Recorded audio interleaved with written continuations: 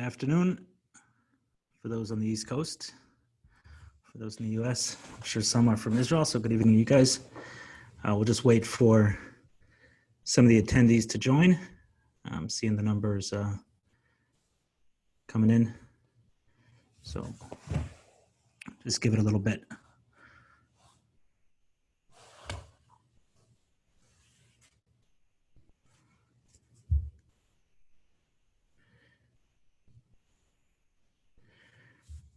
All right, still seeing those numbers going up a little bit, and Rav Katz's camera should go on in a little bit. He's on the call. He should be able to hear us. And as soon as Zoom gets everyone into the call, we'll get started on today's program, the 12 Steps to Kabbalah, as we called it. Rav Katz, you with us? Here I am, my friend. Hello, everybody. There we go. Hello, hello. So I'm still seeing the numbers climb, so I figured we would wait just a little longer before we got started. Sure. I don't know how quickly Zoom allows people in. It's a lot of people. Yeah, for a amount of people. It's a little stage fright. That's stage fright. It's you know, you want to be helpful. Yeah, whenever I think of talking in front of people, so if you're talking in front of 500 people and talking for 1 minute, that's 500 minutes that you're occupying. It's a good way to think about it. Yeah.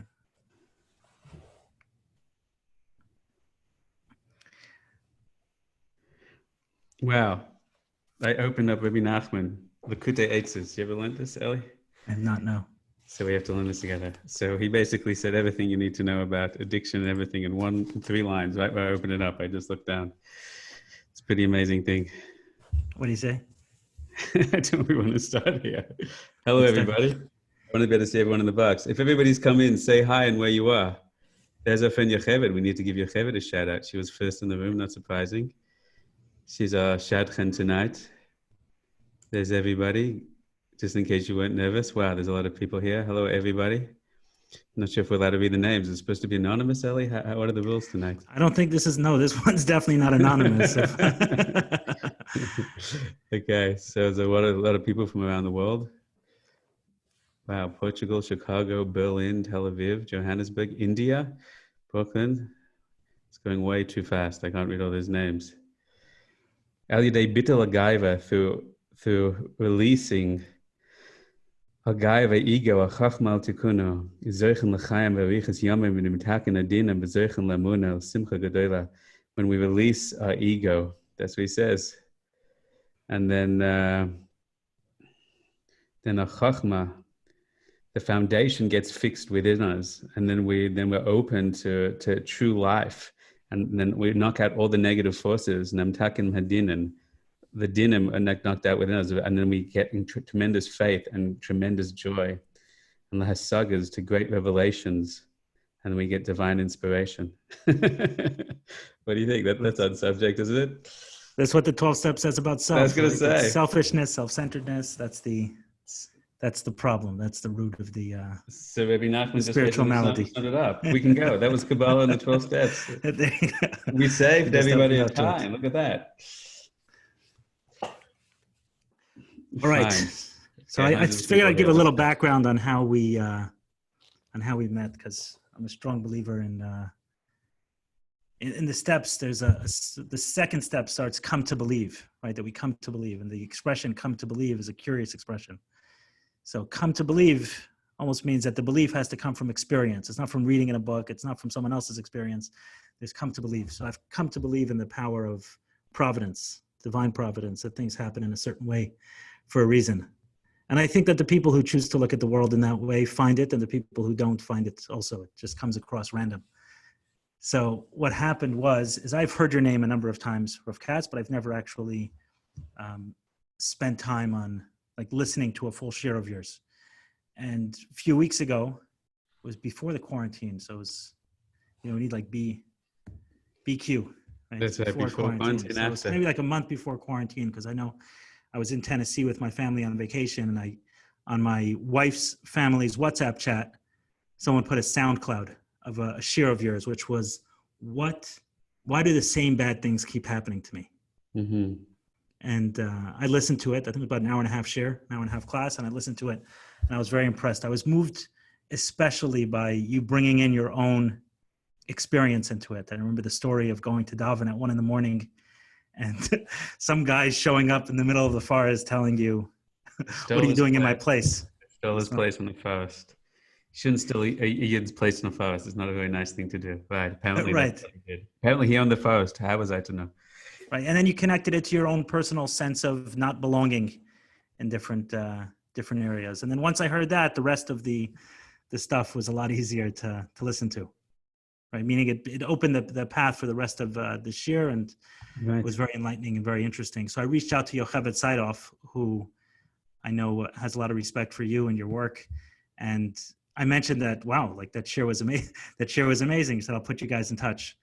So we spoke, and after we spoke for about an hour. And after that, I felt this urge inside me to write something up on the 12 steps, because I shared a little bit about my own experience. And what I gathered from the call is that you have run into a couple people over the last few years who have experience with the 12 steps, but there wasn't maybe a consistency to it. And I felt like I needed to write something on it. So I wrote like a 4 or 5 page synopsis of my own experience. And I should qualify that from the beginning that I'm not an expert on the 12 steps. I haven't studied it and compared the way different people read it and compared it against exactly what was available before at the time, the way an expert researcher may go about it and look at all the stories. Simply my own experience, like the way it was handed down to me through the process. So one thing I'll avoid saying on this call for those who are sensitive to the anonymity factor is we can talk about the 12 steps, but we won't speak about any specific group. There are many different 12-step groups. There's Alcoholics Anonymous is the most famous one. I'm not part of that group. I don't speak on behalf of the 12 steps. I speak simply from my own experience. And that's the same thing that I wrote up to Rav Katz and just my different experience with it. And it was clear to me that Rav Katz was sensitive to the prayer and meditation aspect of religion and that practice is there. And I sensed that he saw that not everyone he met in the 12 steps has that same practice necessarily. So I figured that if I can put something in front of him, it can at least give him a more well-rounded view of the 12 steps in case he encounters the need for it or someone encounters the need to ask his advice. And Rav Katz suggested that maybe a follow-up conversation would be recorded. So right now, you guys have invited into a follow-up conversation between you did have a best friend, Kabbalah. Okay, invited too. Great. So where are we starting today, Eli? So I guess what intrigued you about what I sent to you that said, hey, maybe a further conversation is warranted, and where are you in your own understanding of the 12 steps prior to anything to do with the communication with me? And I'm sure you've researched a little bit in preparation for this. Sure. Well, my introduction to this world, I've never been through these kind of challenges and degrees of dark days myself. I had my own spiritual awakening, and I was not born religious. I'm not sure I'm religious today, maybe on a good day, depending how you define the term. But I definitely had a deep spiritual awakening. I was a part of, growing up. I didn't know anything about my own tradition. I was into all the good places that a young Jewish boy goes to search for spirituality, if it was Buddhism or Sufism or Hinduism or, I don't know, socialism, feminism, all the isms, right? And I had, it's not really a nice discussion, but I had very profound supernatural experiences in a very intense way of a year, which, it led me to Jerusalem. And without going into my own story, that's not really the subject tonight, but needless to say, I learned in all, the main yeshivas here in Jerusalem and grew in Torah and mitzvahs. And I also then had my, let's say, disenchanted period where I kind of felt I'd come closer to all these details, but I still didn't know Hashem. Oh, I knew Hashem, but at least not the time I was in yeshiva. I don't think I'm the first or the last person to experience that. So for many years of teaching, I started teaching more and more Kabbalah and Chassidus. But the tachlis to me, which is the essence of Kabbalah and particularly Chassidus, is that these things aren't supposed to be theoretical and they're certainly not supposed to be dogmatic. We're supposed to be experiencing the supernatural through the mitzvahs. And that's the definition of what the mitzvahs really are, is to lift us up into a supernatural reality of transformative experience. It's supposed to make us emotionally healthier and live supernatural elevated lives, literally. I mean, that's all the way through Hasidus and Kabbalah. And when you understand that frame of reference, it's all the way through the Torah. I founded a few years ago a project called the Elevation Project. And I'm only saying now, not to promote, but just to give a little context of how I initially got into the 12 steps. I mean, never having gone through these challenges in my life, you hear about the 12 steps, but they don't interest you. And, it's something interesting out there that, people, messed up people are going through. I don't know who they are. I'm not saying we are, it's the outside view. When I founded the Elevation Project, the goal was to mainstream and bring back to the forefront of Jewish practice, emotional, transformational teachings, meditation, high-level supernatural experiences. That's why I was first drawn towards Torah, because I'm interested in those things. And the more I learned, the more further I got away from them. And the goal was, could we bring them back? How would being able to take a group of people in a room and give them transformational spiritual experiences, how would that affect outreach? How would that affect inreach? How would that affect religious life in the Orthodox? Aren't we supposed to be a light into the nations and share that with the whole of the world? And that's what we've been into. And within that, there is a lot of deep themes about that Torah has to be much broader in its reach in the world, that we have to be much more emotionally healthy and more spiritually developed to attain these heights, and creating, a very complex and beautiful, rich curriculums to teach people advanced meditation and emotional transformation. Now you see, I'm edging towards the subject a little further and further. What really got me interested in 12 steps was part of the model of the curriculum I was and am developing for Elevation. We're already teaching this to thousands of people in the world, but is we needed to set up a Cibola model. So Cibola is the idea, which is all the way through Hasidus and all the way through in Kabbalah, and for sure in Musa, is that people got together, and the old wise men of Jerusalem, even 100 of years ago and 50 years ago, they used to have Chaboras every single day. And I jokingly say they were. What? What's that? Chabura means what? A Chabura means a group of people that get together every day to work through their emotional stuffs, to work on themselves, to confess their sins to each other. This is all the way in Musa and Kabbalah. There's a tzaddik in Jerusalem called Tzvi Meir Zilberberg, and he runs these, and he has all these traditions that he teaches them.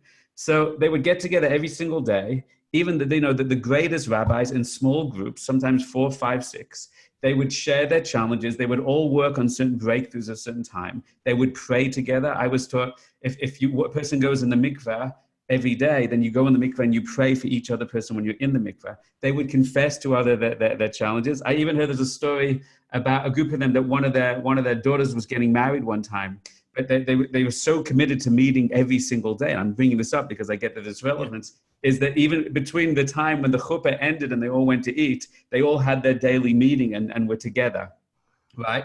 So I was very, very interested, as I am now, of realizing that if we're going to teach a transformative methodology based on Hasidus and Kabbalah, to teach people to have a supernatural experience, to teach people to understand not religion as a dogma, but as you said, as a direct divine experience and connection, then one of the things we needed to do was create a model, which was more than just a teacher teaching the students, but the students were empowered to work together and transform each other and take those transformational teachings. Now, when I was speaking about that to people, you'd be shocked, Eli, that people brought up something called Alcoholics Anonymous.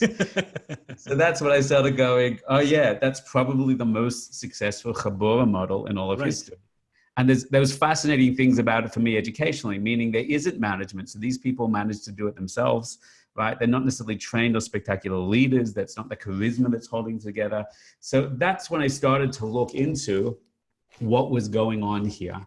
And I found out some very, very fascinating things, but I never went I didn't break down the 12 steps. And I always knew, like I like to do, I'm an integrator by nature. So I always knew, one day I'm sure there's something deep in the 12 steps and I want to look into them, but I was looking at the model begadol in a general sense. Right. I found some it's turned interesting... into probably over 100,000 groups. If you take all different 12-step groups, are probably over 100,000 groups around the world. You mean currently in the world? Yeah, I'm sure. Yeah, I've heard it's like tens of millions of people. I mean, it's something where you'd have to say, from a Torah perspective, from a Kabbalistic perspective, that there's something supernatural happening at the core of that. to allow it to have such continuum without management, without force, right? And the bottom level of that is people need it because of the darkness individuals confront in the world. But the fact that it's stayed together and been so successful over the years, again, it's not perfect, as we know and as research says, but there is something profound there, and so many people have been benefited. There's a blessing in there, and that was kind of what was interesting me about it in the research that I did. When you sent me that letter, I got distracted on that subject, but I'd uncovered some interesting things in the research, which were my kind of chush, my sense of what was going on in it. But that was the first time I literally looked at the 12 steps in detail. Until then, I was like, well, it's a model, and I'm interested in the model. And when I look at all these things, my nature is, what Kabbalistic models could we see hidden in there? And what I looked at there was no Kabbalistic model to find. It was literally the halacha of triggering the spiritual experience. It was literally the halachas. You don't even have to go to Kabbalah and Chassidus, but it was literally like a textbook Rabbi Nachman, a textbook Balatanya, a textbook Baal Shem Tov, Chabura, designed to trigger and sustain supernatural experiences. And then I was like, when I was looking over what you're saying, I was like, wow, this is crazy.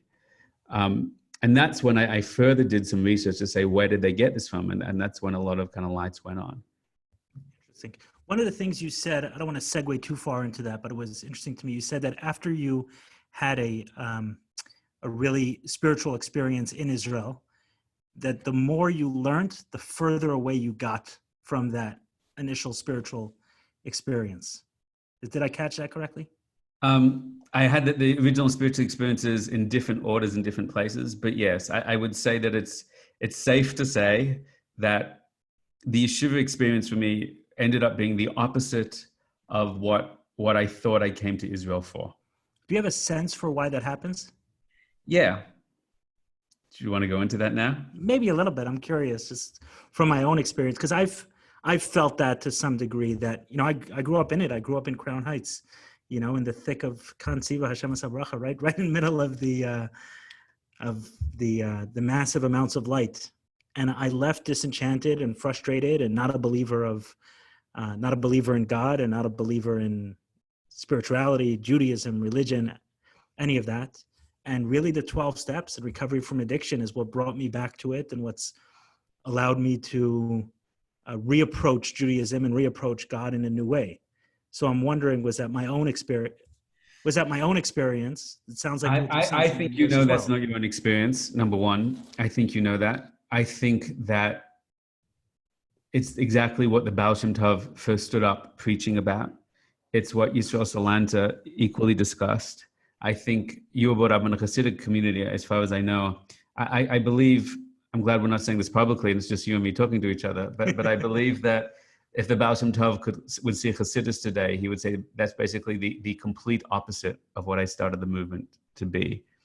And I think there's a very deep connection between what I call primal Hasidus, the Hasidus that the Baal Shem Tov in the first two generations after him founded, and what came today, compared to what our AA is, or the 12-step program is. And if you understand the history of the 12-step program, like the kind of hidden history of what they were drawing on to create it, they were also along that same path where they were rebelling against, if you look about the Oxford group, they were rebelling against dogmatic Christian theology and trying to explore the direct spiritual divine connection as a healing mechanism through the New Thought movement, which is the version 100-something years ago of the New Age movement.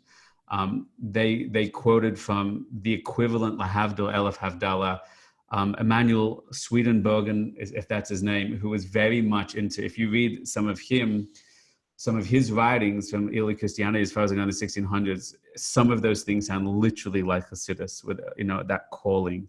And I think I can go into hours and hours of discussion, which is a little off the subject, but in some ways it isn't, that Kabbalistically and historically, we are in a long exile, which means we're dogmatically following the rules, but we're further and further away from the direct revelation, direct experience of the rules. I had a friend that also was born religious and left the path and started re-engaging in Hasidus in a very deep way and came back. And I said to him, like, we were talking one time, like what brought him back. And he said to me, he said, it's a parable, like someone bought him a computer, you know, and he was typing away at the computer for a whole year and using it. It was very exciting, you know, and he was using, he'd have it around with him, it'd open up every day and work on it. And after a year, he suddenly looked down, he saw this cord, and he said, you know, what's this cord? And he plugged into the wall, and suddenly the computer turned on, right? So he said, like, there's this thing all along, but I was using an external way, but I never knew the light on the inside. You know, I have a little daughter, 2-year-old, and she dressed up for Purim as a mummy. And she walked around the house. She had a cell phone, but it wasn't on. And she walked around for the whole day just going, she can't even speak. But she was mimicking what she saw her mother do. But there was no voice coming in. She wasn't talking to anyone. So I kind of feel what has happened historically after many years of exile and Jews being in a fight and flight mode from so many challenges is we're left miraculously, beautifully maintaining the details of the law, but we've lost the Dveikus, we've lost the divine revelation, the energy, the magic, the supernatural connection. And therefore we've lost the emotional transformation it's supposed to cause, right? It's supposed to create deeply healthy, deeply connected, deeply alive human beings. I don't think either of us could say honestly it does that. Again, I have many beautiful religious people that I know and I love. I'm not speaking us versus them, but there's definitely a pattern to say that. When I hear stories of holy Jews like your own, I totally think, and I'm not saying this to be charming, if I was brought up religious, I probably wouldn't be religious at all today either. I'd had very profound supernatural experiences that led me on a spiritual path. And I was drawn to Hasidus and Kabbalah to become religious because they were speaking directly about the experiences that I experienced. And from that, I had to learn. I'm glad I spent time in yeshiva. I'm glad I learned Aramaic. I'm glad I learned Hebrew. I'm glad I learned to think with the lucid clarity of the Talmud and its logic system. I'm glad I learned the halakha because it allowed me to go deeper into these things. But what I felt, it was a body without a soul. And that's what the Hasidic master said, that it would be, and it was becoming. And until we needed to re-plug in. What you're saying is that what the Baal Shem Tov almost revolted against, he would do that again now if he saw. Yes, I mean, it's worse now. Again, it's just you and me talking, so no one's going to be offended. It's worse now because Hasidus was supposed to be the solution, and sometimes today Hasidus is the problem. I'm not saying more than the Livish world. Each world has its challenge. But when you're teaching the Torahs of the solution, but today we learn Hasidus intellectually. Today Hasidus can be also dogma and more chumras, right? And even the most beautiful Torah, which is brilliant and genius and lights up my soul, it doesn't, just because you learn those Torahs about tefillah and the gematria is about tefillah, it doesn't mean you know how to pray in a way that you're doing his pashtus agashmis with the Dveikus. So I believe, and this is really on subject, I believe that, you know, we've run these seminars now all around the world and taught thousands of people how to achieve Dveikus. And I still hear from people, what do you mean? That's something for Tzaddikim, it's not us. And I believe with all my heart that addicts on a very, you know, fall into the bottom level, who suddenly get brought upwards and healed through these kind of programs. I believe both their addiction is a form of seeking escape through higher connection, ironically. And the healing comes by giving them that true, actual supernatural connection. And I believe it's ironic that a soul like yours brought up in a Hasidic world has to find divinity in there. The way you find divinity is actually the instructions that the Baal Shem Tov gave. It is the instructions that the Baal Shem Tov, that the Rebbe Nachman gave. And I believe if we could turn on that supernatural connection and teach children, I teach it to my children, teach it to your children, how to have divine connection, that we don't have to fall so low to connect so high.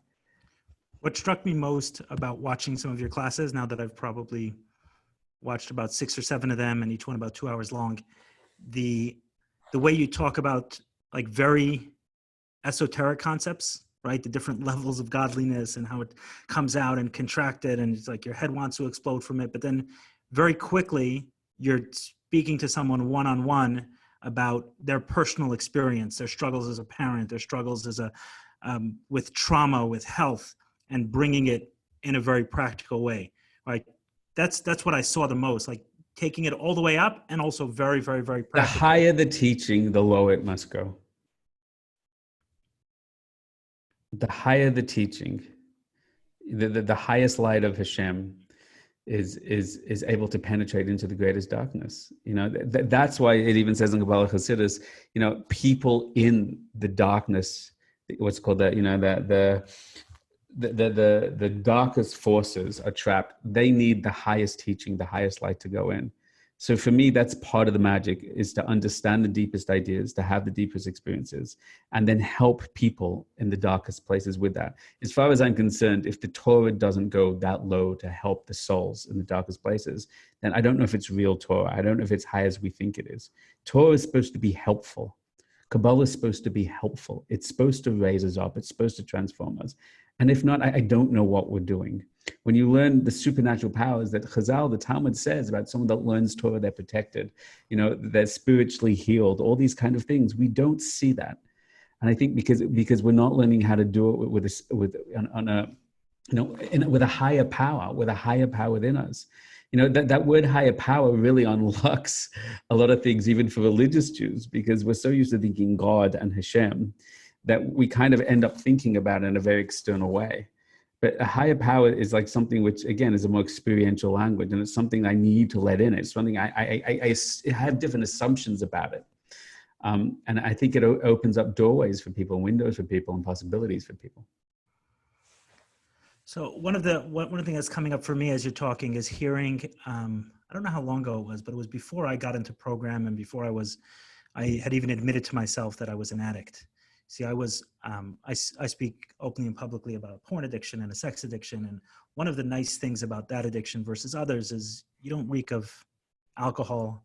Your eyes don't look necessarily bloodshot from, you can look bloodshot from the computer screen, but they won't look bloodshot from drugs or things like that. It's a little bit easier to hide that there's an addiction present versus other things. Like for me, I specifically didn't like to get drunk. I didn't like the sense of losing control. So it was very difficult for me to acknowledge that I had an addiction at any point. But prior to any of this, I had seen a conversation with Rabbi Twersky. So Rabbi Abraham Twersky was one of the first to speak openly about the steps, about recovery, and most meetings are in church basements. That's the fact of, where the community center that's most likely to give a room for free to people is a church. And people went to him and said, is it okay? You're telling people to go to the 12 steps. They're walking into a church. And is it okay for a Jewish person to walk into a church? And Rabbi Twersky said, yes, because of life and death. And one of the things I asked him was but we have everything. We have the Hasidus, we have the Musar, we have the Kabbalah, we have everything available to us. So he said, if you find me a room full of people, if you find me rooms of people who are reading those books like their life depends on it, I will send them there. But in the meantime, the only place I have is to the 12-step groups. And it sounds like the same thing you're saying with that Chabura model and the Elevation Project is to have people who are willing to openly openly talk in those ways about our deepest, most personal struggles. I think that's true. I think there's a wave of emotional intelligence and awakening and desire for spiritual connection happening within the religious world. I think the Baal Tshuva movement, the newly religious friends who are part of that world, including myself, including, people out there, I think they're causing an awakening like that. They're causing, they want to be able to talk openly about emotions. They want more level of integration. They're more demanding of spiritual experience, that prayer be meaningful, that groups connect in a more meaningful way. I think there's tremendous change happening. And I think that all of it is fulfilling the pasuk that is already said in Tanakh, that, the days will come when people are hungry and they're thirsty, not for bread and water, but it's what's the Davar Hashem, the word of God. But the word Where Davar, does it say this? It's in Tanakh. I can show it. It's a famous prophecy about the end of days. Right. And the line Davar Hashem means the word of God, but the word Davar actually means an object, something tangible of divinity. And I think that, people who hit rock bottom, they have no choice but to turn to spirituality. And some still begrudgingly. It's not like a simple solution for many, right? There's many people who, take up the 12-step program and still try and secularize it and still try and base it. Many scientists do research and said it's really about the group bonding. It's really about the trust that they build. But the founders of AA, they held it was all, the essence was to trigger the spiritual experience. So I think that there are many people seeking the kind of direct spiritual experience, if it's for their healing, if it's just for their own sense of transcendence. And I think that's happening more and more in the religious world. And part of that, there is more and more acknowledgement of addiction within the religious world. I don't need to tell you that. I think that people are more confident into that. I think there's more acknowledgement today more than ever that, marriage in the religious world, or raising up children who are not leaving the path because they're not happy. So Hashem always gives us an option to grow in two ways, through positive or through challenge. And I think the religious world has a lot of positive, but is facing a lot of challenge, which is causing some inner reflection. And I feel on a good day, I feel quite hopeful that, more and more of those meetings will be possible, and more of those people will be possible. When we started teaching elevation a few years ago, it was already foreign, and more people are coming to our programs, and you see that people are going, is it possible? I spoke a couple of years for, a good friend. He has a program like this, and he works with a lot of people. And it was already fascinating to see people in that program listening to meditation. What is meditation? What's the possibility of meditation? People you would not expect to be open. People that maybe were brought up in Hasidic or Litvish communities, ultra-Orthodox, never would have thought that as possible. But now they're hungry for that. So I see and I believe that there's awakening coming in very positive ways. And I hope they don't always have to be triggered by falling into the darkness. By hitting the bottom. By hitting the rock bottom, right? But that also can bring people to very high places. Is a concept of an addict, that word, however we define it, because we can spend 2 hours just on that term. But in general, the way we understand an addict, someone who's addicted to alcohol, someone who's addicted to drugs, is that concept addressed in Kabbalah or Chassidus in any way? Like someone who just takes it just a little bit further than...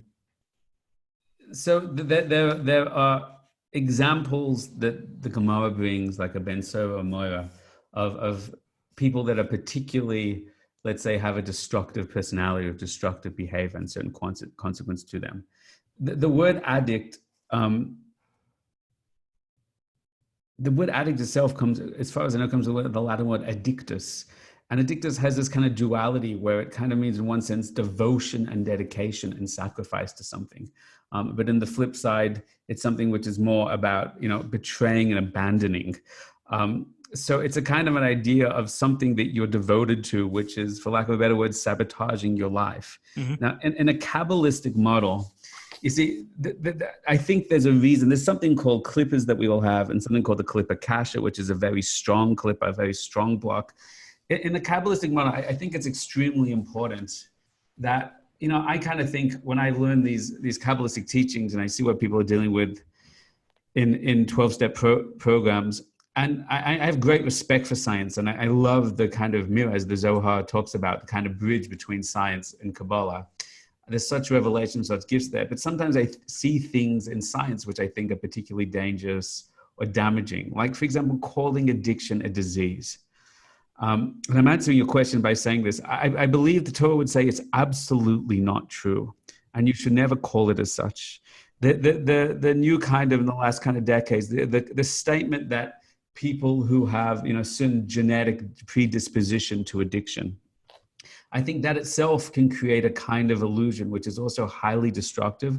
Highly destructive means it demoralizes someone. So you're saying two different things. I just want to parse it. One is calling it a disease, and one is the genetic, right? Because I say for myself, we're exploring. I have not found it in my own experience, myself and others, for it to be genetic, right? Unless we say that there's family dysfunction that could be passed down from one to the next. So in as much as dysfunction is created, but I've never heard anyone say... Well, the statement is there's literature you can read on this in the world of science that discusses research in the areas. Genetic meaning that why do some people respond to drugs with extra vulnerability, right? Extra susceptibility to forming addiction where other people may take the same drug and not. I'm not saying this is the answer, by the way. I'm saying these are part of the hypotheses of the science. But I don't know if that's the same as a disease model. The disease model so it's is not saying a disease that... model. And another disease model says that, the addiction which develops in the mind is so destructive that it destroys, chemically speaking, in the brain, it destroys it to the point where the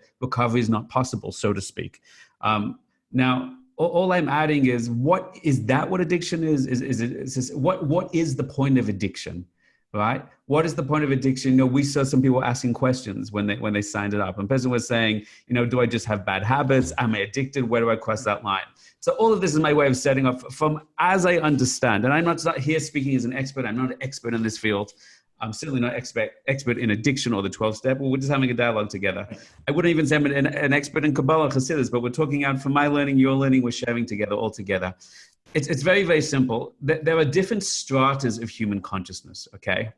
They're called Asiya, Yetzira, Bria, Atzilus, and above Atzilus. And represented, some of you are into the Kabbalistic terminology. Some of people just want to know, how do we save ourselves? But there's the most basic level, Nefesh, Ruach, Neshama, Chai, Yechida. There's the physical, there is the emotional, there is the intellectual, and there's the spiritual, and there's the root soul, okay? Now, those levels are the full dimensions of human consciousness. And that's what's possible. So I believe that from a Torah perspective, there's something called habituation, Hegel, right? And we become habituated, okay? Hegel nasa teva sheni, that the more we become habituated to something, this is just the Talmud now, right? It becomes our second nature and defines us. And in each of those levels, we have our own capacity to fall in body. That means I eat things that are bad and I get used to lying in bed, right? I get used to those kind of things. And there's emotional levels. I emotionally program myself. I want pleasure. I can associate pleasure with a destructive means. I can associate pleasure with elevated means, right? I have certain beliefs about reality. Some of those beliefs are true. Some of those beliefs are not true. Productive, unproductive, destructive, fine. I have spiritual energy around me. And this is a less understood element, but the more my body, my heart, and my mind are connected to spiritually productive things, the more I draw, and we're talking Kabbalistic now, spiritual abundance of energy, of light, of connection, of love, of blessing, which, according to our sages, actually generates providence and things happening in our life, right, of positive energy, of positive opportunity. If you will, this is called the Koach HaMoshech, or also known today as the law of attraction. And if I pursue negative, destructive, fragmenting, disconnecting things, and I become obsessed with them and aligned in a negative way, then I attract myself what's called shadim, which is negative energies, destructive opportunities. I bring that more and more to my life. So from a strict Torah perspective, Kabbalistic, Hasidic, however you want to call it, addiction is, I believe, is as simple as if I get my body and the chemicals of the body and the neurology, right, the chemicals and the hormones addicted in a certain way. So there are many people that can try alcohol and they have fun with it, and then they go back to their life. They can try heroin, smack, pornography, they have fun with it, and they move back to their life. It doesn't mean it's good. It just means it is what it is. But then they have certain emotional things. They suffer from fear, from pain, from anxiety. And they start to say, my way of overcoming that, they've been through trauma in their life, is that I want to feel the pleasure, the buzz, the release, the control, whatever emotional thing they're getting from that. And then they rationalize it and justify that, right? This is the only way I can be myself. Really, it's not overcoming me, etc. So what they're doing is they're creating what's called a klippa, a negative expression, a destructive expression of body patterning, a destructive emotional expression, a destructive mental belief system about it. And then you get into what's called free fall, which means the more you do that, the more you hardwire that, the more you go over there, then all those things are getting darker and darker, more immersed in that. And they're binding together to become a klippa kasha, which means a extremely hardwired approach, right? Level which they're falling to. At that moment, what they can do is something called the Moistness Mystic, which means the energy and blessing we have in our divine soul, which is the light that illuminates every single one of us in that religious conversion moment, and I see the light moment. That's what happened to, Bill when he founded Alcoholics Anonymous, when he was, taking the belladonna treatment, and he said, I'm giving myself up, and if Hashem, you're there, God, if you're there, answer me. And that's what every single one of them have had. And what he was able to do was shift out of the negative spiritual energy around him, which was depleting him even more, and bring down a divine revelation. So from the people I deal with, one of the things I can speak from is I've dealt with thousands of people around the world in their own emotional breakthroughs from trauma and all different things. And I'm not saying a trauma or, a person eats a lot, unhealthy, or of course, we're not comparing that to the depth of the pain of true addiction. But I believe it's the same thing, just taken to a further level across, right? It's taken further and further down, until the person fundamentally loses themselves. And that means they do not believe that they have ability to choose. I'm not talking about the humble moment of the first of the 12 steps, but it is when a person is really, they've lost the capacity to choose their own life. And I believe that the definition of addiction, my understanding in that sense, is the degree to which your actions, your thoughts, your speech, and all the parts of your consciousness are really acting in a way that is not in alignment with the will, that's sabotaging your will, your true self, your true values, and you feel helpless in your power to stop that. Right? And by that definition, you could say 98% of people are addicted to their cell phones today. And a lot of the definition of addiction really does fit cell phone addiction in that sense. But obviously we're talking how far could that drop and how much more of those things get hardwired to the negative. But I want you to know what Rabbi Nachman says, and Rav Dessler says this as well. And the very, very powerful words, one day I'm happy to read them to you on the inside. But just off the top of my head, he says, I want you to know that no matter how far you fall, no matter how habituated you become at every level, you always have a soul, you never lose it, and you always have free will, the capacity to choose. He says it's a rule of life that it's never ultimately taken from us. And no matter what we've done, no matter how dark it gets, no matter how hardwired it is, he says in our own language, it's always there to choose out of. So the short answer to addiction, if you will, if you call that short, is that a person is simply hardwired all the dimensions of their psyche to associate them, their patterns of thinking, of feeling, of speaking, of talking with that to a point where they feel they're unable to turn that around or control that. I'm interested to know if when I say that, do people resonate with that? Does that sound true or not true to the nearly 500 people right there right now? I'm curious to know. What do you think about that, Eli? So in terms of, there were two things you said, which I want to go back to. One is about the disease model. So I want to flesh that out a little bit, because certainly from the 12 steps perspective, looking at it as a disease is the correct way, right? So I'll go into more what I understand. What's the definition of disease? Right, as a disease model. So I think what it's fighting against, the disease, is suggesting that it's a moral failing or a failing of willpower on some regard. And I know that this is probably the most common misunderstanding from anyone, like the superficial understanding of the 12 steps, right? Most people have seen in a movie at some point, hi, I'm Bob, I'm an alcoholic, right? They've seen that line. And then what a lot of people, and I've heard this from therapists, I've heard this from experts, is to say, why would I sit there and acknowledge after 15 or 20 years that I am an addict? Like, why would I want to take that on? And why don't I use the language of, I struggle with alcohol? Like, why do I say, like, I am an alcoholic, right? So I can tell you from my personal experience, this is where the disease comes in. It's not that we're powerless, which is another word, one of the first steps. It's not that we're powerless completely. It's that we're powerless alone. And that we need is the support of others and a connection, a spiritual connection with a higher power. And powerless in the current state and the current way of operating. That's what we're saying. Correct. Before I step into a greater way of operating. Yeah, one way when I'm speaking to people is like if I'm wrestling with a professional wrestler, I will not. I may debate them, I may do a lot of things, but I'm not getting in the ring with a professional wrestler. And what we see a lot of people try to do with addiction, everyone tries to do with their addiction, is in some way have their cake and eat it too, right? Can I somehow watch porn every so often, right, and still get the benefit without the downside? Can I still drink, here and there, right? Only in the evenings, and maybe I won't drink alcohol. I'll just drink wine. There's so many different variations of it. Anyone who's an addict has experienced this, right? Trying to figure out a way to have their cake and eat it too. And what the 12 steps introduced was, don't moderate this.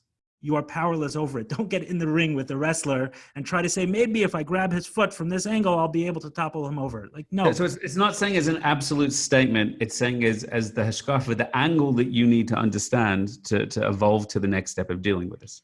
There are things we can do to not get beat up by the wrestler, but one of them is not wrestling with him, right? It starts with that. So that's the first thing is, and the reason we do that is because you alluded to this in terms of the rationalization, and our ability to lie to ourselves is epic. I mean, just all of us as humans, that's the thing we do better than others, right? My bicep looks fundamental human flaw, right? My bicep looks so much better from my angle than it ever does from a camera. And this is just like every part of us we're able to do this with.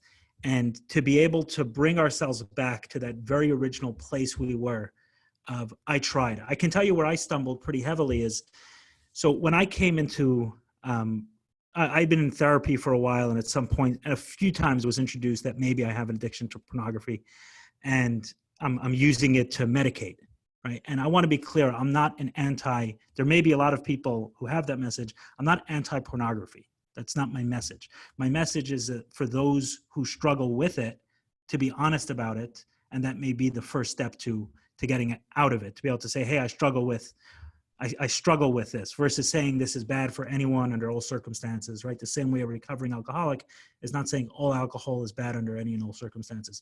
So I denied this for a number of years, even within therapy. First, I didn't even acknowledge it to my therapist for the first 3 or 4 years.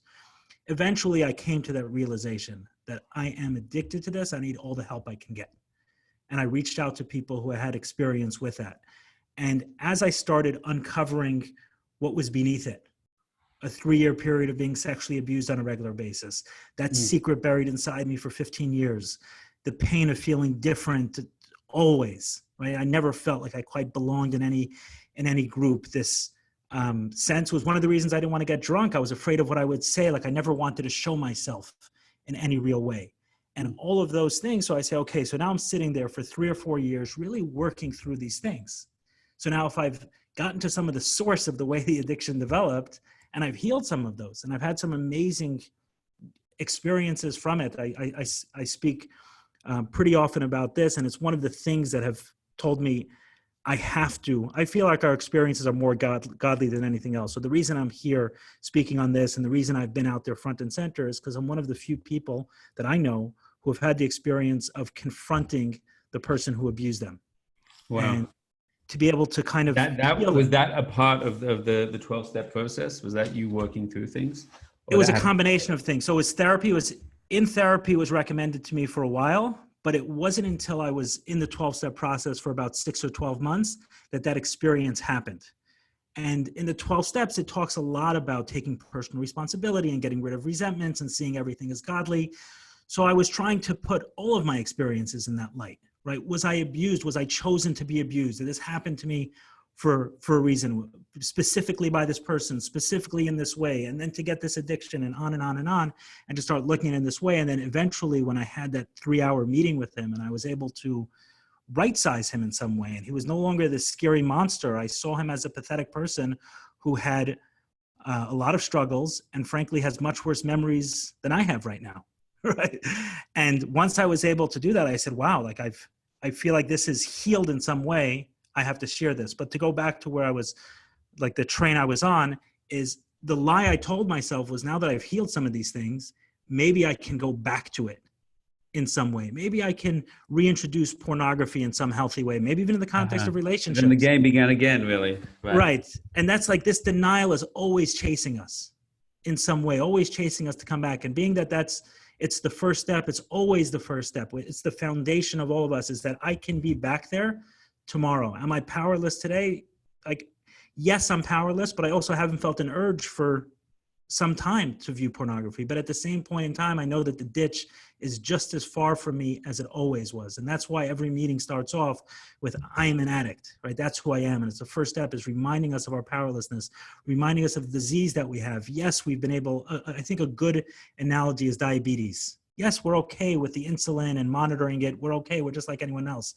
But if we stop the shots, if we stop the monitoring, we can fall off the deep end tomorrow. And that's that humble reminder that, hi, I'm an addict. Hi, I'm powerless. Right? Introducing ourselves and always bringing us back to that state of humility and that state of honesty. Can I say something to you, and you say right or wrong, right? I want to understand if I understood the certain mechanism that you said. First of all, I just want to say your story is really unbelievable, and I assume, and I know it will be inspiring to so many, and explains a lot about your journey. But it's not everybody is blessed to overcome the addiction. Not everyone is blessed to face the abuser. Not everyone is able to have those things. And then the way he responded also was amazing. Like, he started breaking down crying, right? Wow. Like, that's not everyone's experience. I mean, you'd wait for him to also start with his excuses, and he started with that, but eventually he turned to the therapist and he said, can I go back home to my kids? Am I a monster? Because he abused me as a teenager, right? Meaning, from my experience, it makes no difference. He was a teenager? he was a teenager, but if a teenager throws a mortar rocket, blows up, right? the damage No, is the same. But from the teenager's perspective, when they become an adult, it could be they can be different, right? And that from his perspective. Right. So he was saying, hey, I haven't done anything as an adult, right? And he took a lie detector test and everything else to support that. But still, once he saw the way he affected me, I was able to break through those several layers of denial on his side. A, he really did it. B, it was definitively sexual, and C, it had a lifelong impact on me. He couldn't breathe. He was hyperventilating. And when I had that experience, that was very, very unique. And I've helped a number of people confront their abusers since that time. And no one had quite that same level of experience that I have. So I know it's very unique, and it's a reason I feel charged to be vulnerable and to him to face it. I mean, it's profound for him and it's profound for you watching. Baruch Hashem, as much as I can say that appropriately, that you have to go through that, but that's a very, I'm sure, healing response. I have a question for you. And I know some people want us to go through the 12 steps, and we'll go through them. But I'm always have a red flag when a person says the MO of AA, if you will, is you have to stand up and say, I'm an alcoholic, I'm a sex addict, I'm still that. The classic idea is that in Chassidus is you are a nefesh elokis, you're a divine soul, and you're not that. And part of the ultimate healing comes from the shift of self-perception. Am I an addict? Am I a healed addict, or am I a divine soul? So to say that all of the life a person always has to think of themselves as an addict, again, I'm going to correct myself in a second, but I want you to tell me if I'm getting this process right or wrong. I see there's three steps. The first step is when we go through the pain, when we go through the trauma, and we're defined by the pain or defined by the trauma. I'm an addict, or I'm an abused child, fine. And then the second stage is the evolution, the awakening of consciousness, where I'm going to confront that. I'm going to give up break the addiction. I'm going to confront the abuser. And that's when we call I'm a survivor, or I've overcome it. But that's still a level of exile. It's still a level of identity. It's still, I'm defined. Sometimes I see, I'm blessed to know and help even a few, if I can say that, children or adults that have gone through sexual abuse, and overcome that and turn it around. And first, their life is defined by just trauma. And the second level is they work through their trauma and they confront and they build, and then they're a survivor. But the word survivor still means to some degree they're defined and limited by that journey. And I think there's a level above that. It doesn't mean they forget it. It doesn't mean they forget the abuse, that they forget the horror. It doesn't mean they forget, that they've overcome that. But it's that they don't have to live a life that's defined by the positive or the negative of the darkness. Yeah, So what's your question? So here's my question. The question is, does a person really need to say forever, I'm an addict? Is that simply just an MO to make sure that for the foreseeable future, I will never self-deceive myself? And therefore, it's a way of keeping me framed in the right way. But truly, one day, I could be free. Or is it really the perception of AA or 12-step programs that you are that forever? Certainly, if you're walking into a meeting, you're that then. Right? You're virtually that forever. And I guess, is there the possibility that there are some outliers to that? Sure. Right. I don't think the AA, I don't think I don't think 12 steps wants to take a monopoly on anything, not God, not spirituality, not healing, not anything else. It's simply a path that has worked for many people. So while there may be a few people who can completely transform themselves, I think it's the 12-step, the founder's belief that most people need this forever. And to be clear, that's one truth that they're saying, right? Is say it from that perspective, but very clearly in the big book is the Bible. Understood. It's the book that was written is called Alcoholics Anonymous. But in the program they call it the big book. And even other programs of 12 steps will always go back. That's kind of like the Bible. And it talks a lot about addicts. If you say, what is someone defined as? They're not defined as an alcoholic. Their life is defined by service. That's what it recommends more than anything, is to become a vehicle for God, for spirit, to be able to channel his work through you. And that's what the 12 steps demands more than anything. So while there's the truth about addiction, if you read in the big book, it says very clearly that an alcoholic a recovering alcoholic should not stop himself if he has a need to from walking into a bar, from going to a party, right? Or the equivalent with porn addiction. For 2 or 3 years, I had a lock on my phone, and I needed that for a time in order to stay away from porn. But between me, you, and everyone else watching this, if I need that forever, I am not recovered. I want to say I'm not recovered, because recovered sounds like an absolute. I'm not in a state of spiritual fitness. Eli, do you need that lock now? I don't need that. No, I don't need that lock now. What was the decision for you to remove that lock? Aren't you putting yourself at risk? Aren't you an addict? Right. So that's exactly the question, right? So both truths are 100% there. Originally, I needed it because I found myself tripping up on it. But practically speaking, it's very inconvenient to have a lock on your phone. So you're sitting there, it's like, hey, I need to download this app. Or when I first was working to stop myself from watching pornography, what was interesting was one of the lies I told myself was it never affects my work. I don't watch on the work computer. But when I locked off all my other computers, then suddenly I'm sitting on my work computer and I wanted to. And you don't have to go to a porn site to see pornography. You can see it just on anything, including Google. So what I had to do was limit my computer to such a degree that I couldn't even see Google Images to make a basic presentation for a work project. So I would go to someone's desk in the office, and at that point in time, I wasn't as public about it. And I'd say, hey, I'm struggling with this presentation. I don't know why my computer's not downloading certain images. That's what you did. Can you help me? Can you help me with this? So meaning I had to go through major steps to be able to use technology or use anything else. And after a certain period of time, let me see what happens if I don't have it, and being honest with someone, right? So you're never working alone.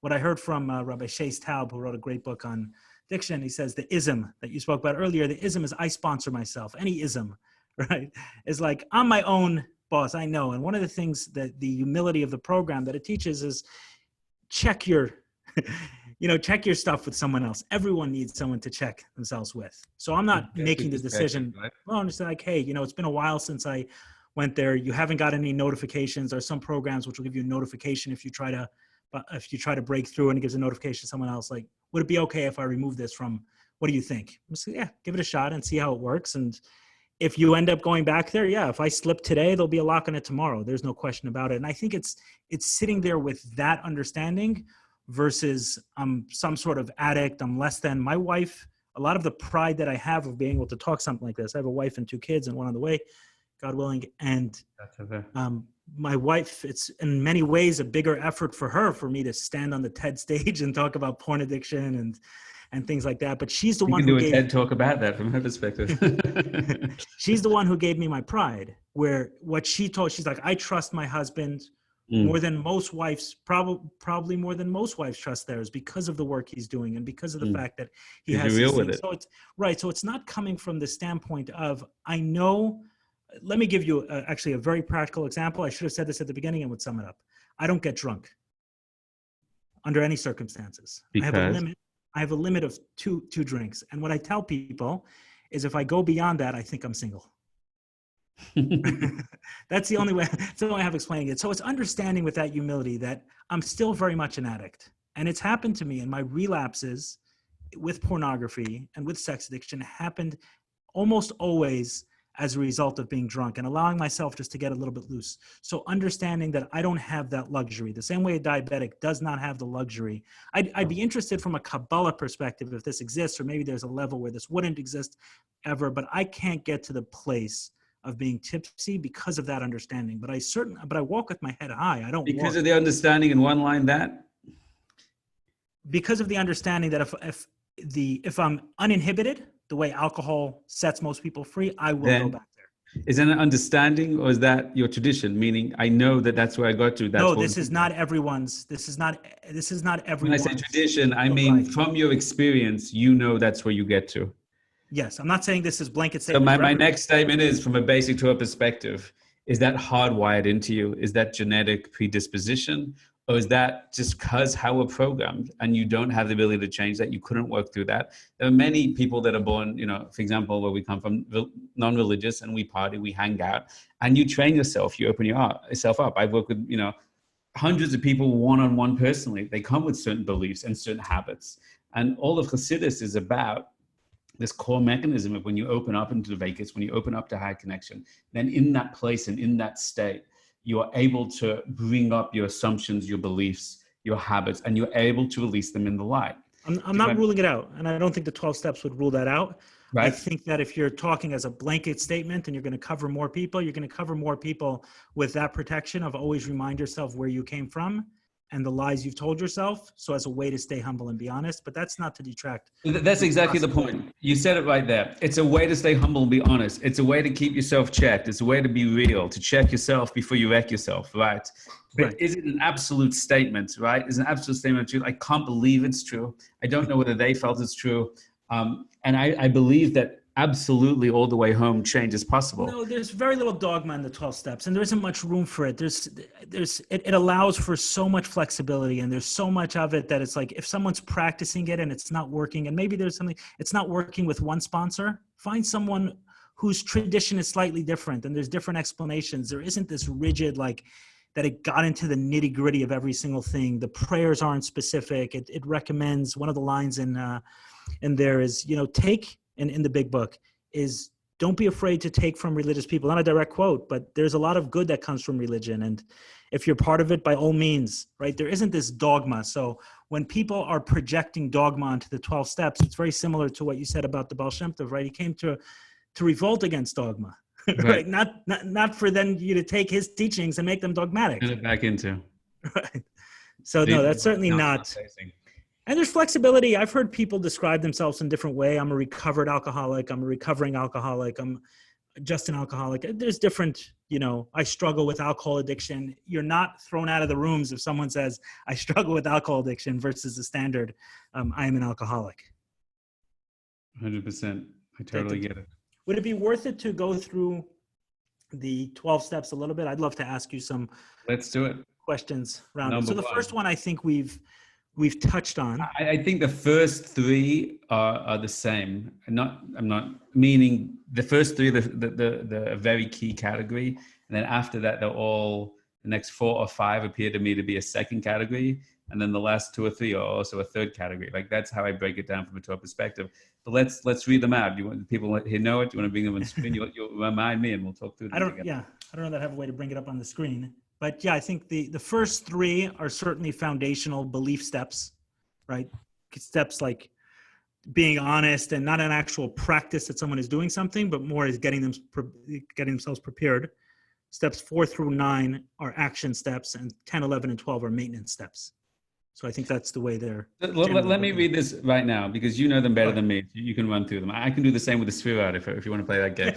No, I really love it. I posted them on Facebook before. So number 1 is we admitted that we are powerless over alcohol, that our lives have become unmanageable. Number 2, we came to believe that a power greater than ourselves could restore us to sanity.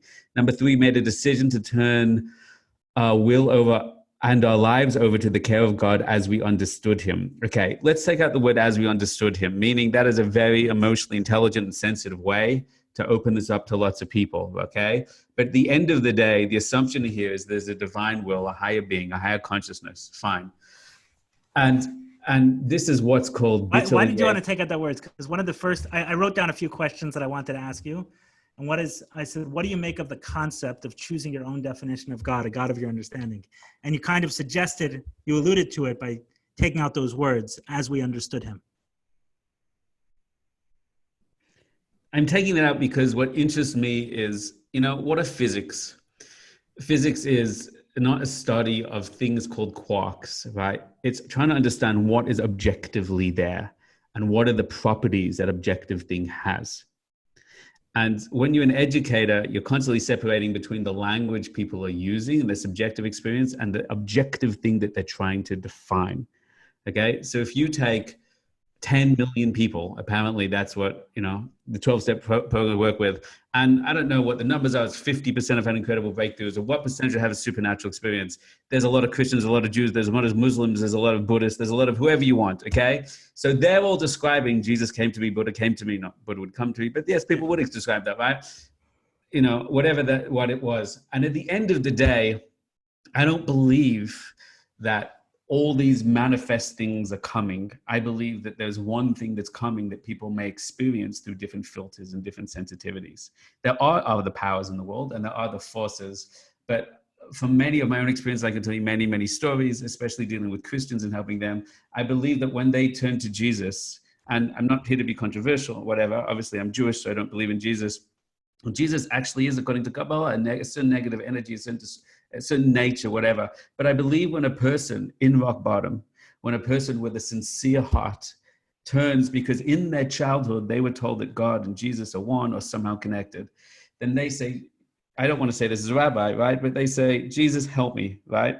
I believe God hears that. And I believe God says, fine, you can call it what you want and you can see it as you want, but I care for you, my beloved child, and I'm coming to help you. Okay? And therefore, when I'm trying to understand the physics, the science, the mechanism at play, I understand that that is a rich and sensitive, way to say, whoever you got told about, whatever you got to reach up higher.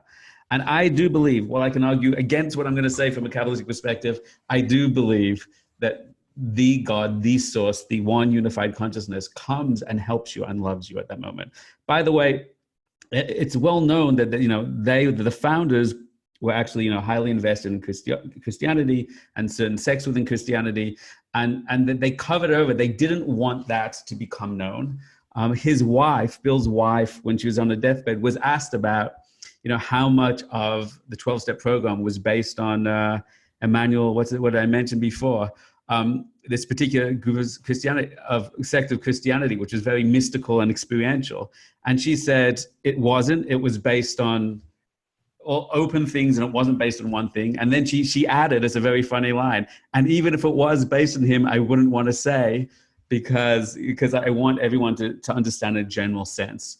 So it's clear what their intent was, and I think, being a person that has had profound spiritual experiences and transformation, being a person that facilitates that for thousands of people, this stuff is a reality. If you're in the right state with the right attitude, with the right tent, right, then this gets triggered and that transformational effect takes place. Absolutely, it does. And I've seen it happen to thousands of people. Again, I've seen it to myself many, many, many times. So with that in mind, you can dial whatever number you want, but there's someone who's going to answer the phone. Right. So from the big book's perspective, right, it's not, I understand what you're saying. If I understand correctly, you're saying that there is an objective truth about God, and it's not as you understand him that makes him so, and even calling it him, whatever, right? It's not like if you think that God is a big emu in the sky, then actually a big emu comes to help you. Right. So what the big book is talking about is a spiritual program to help people recovering from addiction. And it's not getting into those territories. So there's two parts to it. One is that it's saying like, that's enough. In order for someone to start the process of saying there is a power greater than yourself, because where we spoke about from the beginning with Rav Nachman is that selfishness, right? The self-centeredness, like that's what destroys the addict, right? That's what the 12 steps talks about. The spiritual solution is to rise above self. And why so much of the 12 steps is service and helping the other addict, is to get out of one's own head. And that's enough to get to the place of there's another belief. But the way I read that, because I had a lot of trouble with that also, the God of your understanding, right? Like, what is that? But the way I understood that is the first time I read it, it comes across as a very passive instruction, right? Just, made a decision to turn our will and our lives over to the care of God as we understood him, whatever the hell, right? Just fill in the blanks, whatever you want. But now I've through working the steps and through working with people, I have a different take on it. And I think what it is, it's saying, as we understood him, meaning you have to do the work to try to understand him. That's part of the process, is to go through and understand as best as you could, versus saying, oh, as we understood, whatever, it doesn't make a difference. God could be, they say the doorknob of the AA room is God, or God stands for group of drunks or whatever else. And those are all okay from a recovery standpoint. And really, there's 12 steps. The second step came to believe that a power greater than ourselves could restore us to sanity. It doesn't even talk about God. It just talks about a power that's greater than ourselves, right? And if we can get outside of ourselves and realize that we're not the greatest power, that becomes the foundation of it. I hear what you say. Allow me to give you some of the context of the mystical books that they were reading at the time. Good. Whether it's William James's book defining the definition of the spiritual experience in many different paths, whether it was from the classics of New Thought. I don't know if you've ever seen this. I've told you about it. There's this great book, One Simple Idea, written by Mitch Howells, and he actually goes to the founding of the New Age movement in America, which is called New Thought. And he lists in great depth all of Bill Wilson's favorite books, all the people he was hanging out with, and I can read it to you one by one, where he even got the word higher power from. The phrase higher power entered AA's lexicon through Ralph Waldo Trine's New Thought bestseller, In Tune with the Infinite, a famous book of Bob Smith's. So listen to this.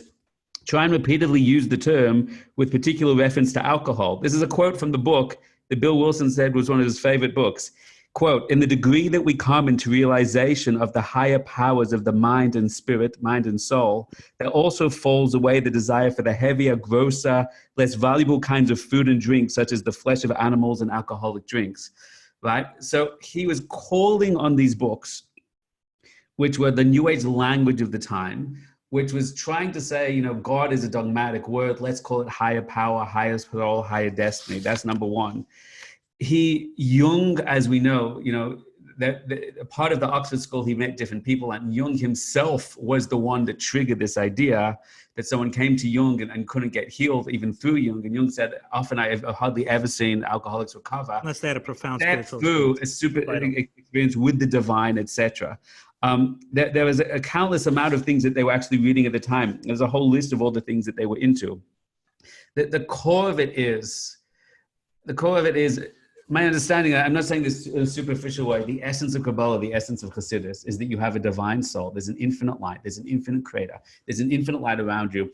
And all of reality and all of Hashgacha and all of providence is trying to get you to open up, bittul yesh, bittul b'mitzias, is to nullify your ego, your sense of shlita, of control, and to melt in and realize and make a dira b'tachtonim. The definition of malchus, the definition of being a receptor, is leis lo magama klum, that I have nothing of my own. And when I teach people how to access Dveikus based on Chassidus, you say to them exactly these lines. Knowing nothing about Alcoholics Anonymous, you say to them, whatever you know him as, what if it's a he, a her, and it's, whatever you've been told, there's an infinite life that loves you, an infinite soul above you, an infinite being.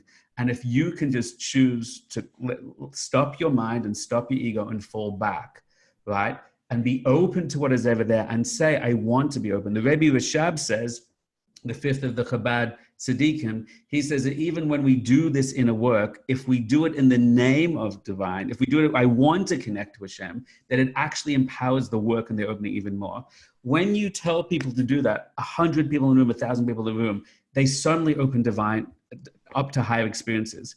When you say to people connect to God, some people like the God word. Right, and it's a some people tainted have word. bad associations. 100%. So you're always looking for a way to say, there's an infinite light, an infinite consciousness, and infinite energy. That's part of the meditation. It's around you. It's within you, right? It's around you, within you, and it loves you, and it's waiting for you, and you think you're in control, and you're thinking about yesterday, today, and tomorrow.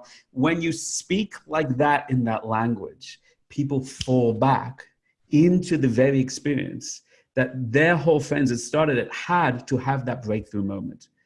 So when you read Chassidus as information, as great Torahs, there's one way to read it. When you have the experiences and you realize it's teaching me the instructions, it's a language of experience that when you say it in a certain way, people fall into. It's no longer interesting words. It's a meditational textbook to invoke immediately real-time divine experience.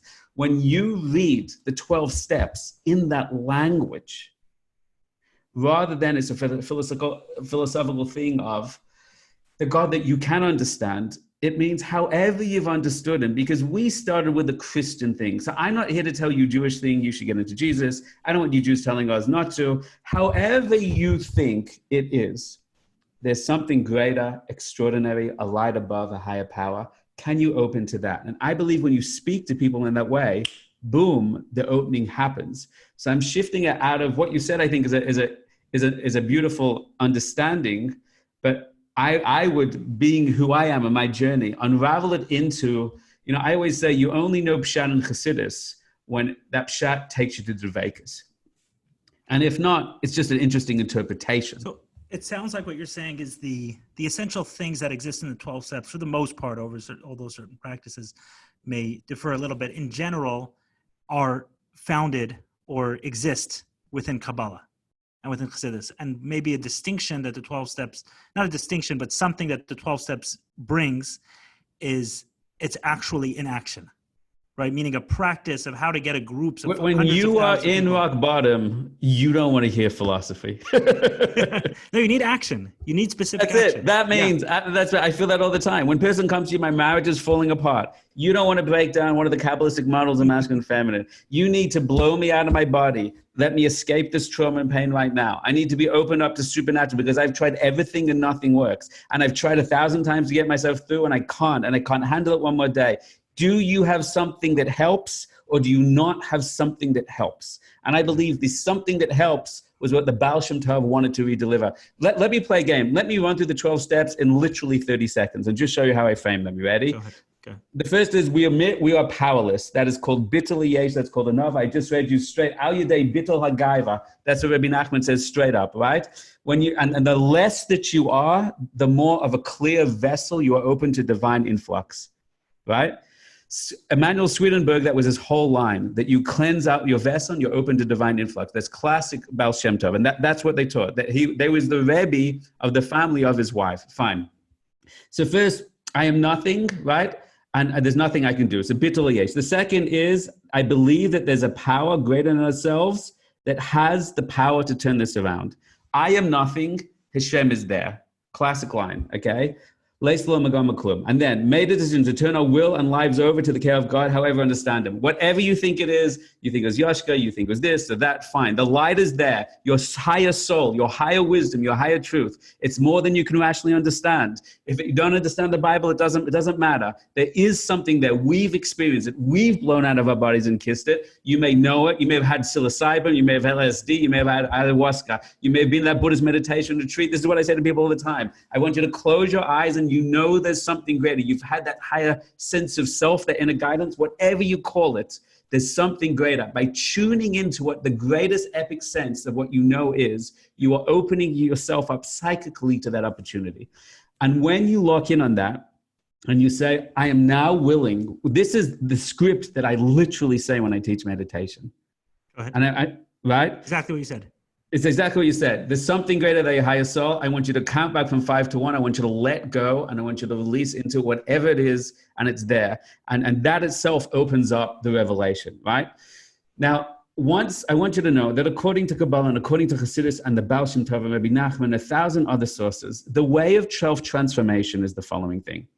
You get into a state of Dvekas, which is higher revelation, supernatural experience, the Das Elyon, the higher self. When you're confronted by your infinite potential, it's called the Alma de Chavis, the world of freedom. You're free of your pain, of your trauma, of your habits. It's a state of infinite connection. So every religion talks about it. So many people in the Jewish religion have talked about it. That was the path of the prophets. The Piazetz, the Rebbe discusses this in detail. And then what you do is, in that state, you bring up, and I'm telling you, I do this quote unquote professionally. It sounds like I actually get paid sometimes, but this is what you see every day. Then you bring up their pain, their trauma, their doubt, while they're in this extraordinary, light-filled, unified, expansive state. And the Tanya says, and 1,000 other sources say, Harim kedonagna mesuma lifnei Hashem. When you bring up the pain, when you bring up the trauma, when you bring up the doubt, when you bring up the history, when you said you're sexually abused. So what does that mean? Sexually abused, okay. So sexual abuse is not one thing. It's many things, right? There's the pain, there's the pleasure, there's the loss confusion. of trust of authority figures, there's the shame connected to that, there's the fear connected, and then the parents don't listen, right? So there's all these levels. The reason these people can't heal themselves is because the secret of all healing, according to Chassidus, is if you take up one of those things, Eli, and you bring that to the light, it melts away. But when there's so many of these things compounding, then we can't find the self to do the tikkun, to do the healing. We can't find the das, im ein das havdalah menayin. When you're in this light, people have, the first time I taught a meditation like this, and a woman said she had panic attacks all her life. And she said when she got into Dvakas, in the first like 2 hours of like a 2-day retreat, the panic attacks came up for a second, it released, and she never had it again in her life. So everything melts and releases in that life, in that moment. So here we go. The first 3 steps is you access that divine revelation state. But then what you want to do is simply called, number 4, make a searching and fearless moral inventory of ourselves. Everybody knows in Torah is this word, it's called cheshbon nefesh. It's not enough to access the light. What we have to be willing to do is take the light down into it. And cheshbon nefesh means it's not enough to say I was abused. I have to unpack all the feelings and all the trauma and every single clipper, every single association. This is what you help when you work with people, with Hasidus. This is what you teach them to do, right? And everyone that they can bring up, and they can shift their beliefs about it, and they can shift their emotions about it, and their self-perceptions about it, and shift the body triggers, the body, habituated nature, the fight or flight mode, and they can bring and heal and release that. So once you've had the light and that clarity, now you have to now do the Bina work that go in and into the heart work. The first is to go out of the body to be free and to realize the infinite light and potential. And then you take that down. So now you do the cheshbon nefesh, and that's the beginning of tshuva, all the details, right? And then 5, admitted to God, to ourselves, and to another human being the exact nature of our wrongs. This is Shulchan Aruch, and it's Kabbalah as well. You have to do vidui peh, part of transformation. Tshuva means to release the ego and the pain and the trauma, and to return psychologically and spiritually to my pure, true, infinite light self. So I want to slow down a little bit on this one because the way, at least the tradition of it, the way it's typically handed down, at least the way it was handed down to me, was the 4th step is meant to be written, right? We won't take an inventory, and then the big bucket actually goes in. So every business has to take an inventory, and the business, you have to take a written inventory, right? You can't have 3 and you're not going to remember everything. It's a written. Right. And then the 5th step has to be a spoken inventory. So that process, is there something about spoken and written about our, like you're saying the Shulchan Aruch, but like those 2 dynamics. I would put it simply as the following thing. That the written is about the internal self-exploration. That is the value of writing. It slows our mind down. It makes us methodical. It makes us deeply aware of every detail. Number 1. In halacha, we cannot release our past and our trauma mistakes until we speak it out in words to a Shem or to a tzaddik or to another person. I told you the Chabura of the older, they used to speak out, and I can show you many texts and Hasidic sources where you say you have to find someone to speak it out. Rabbi Nachman says, go and speak it out before a tzaddik, and you have to speak it out, or speak it out before Hashem. And it says in what does that mean, speak it out before Hashem? Because that can easily sound like doing nothing. When I do that, and when I teach how to do this, part of his Bodhidus, Rabbi Nachman says, it is the most powerful emotional release experience you can have. So what is someone practically doing in that? So if I'm watching someone, what am I seeing? Okay, first I'm writing it out. Something?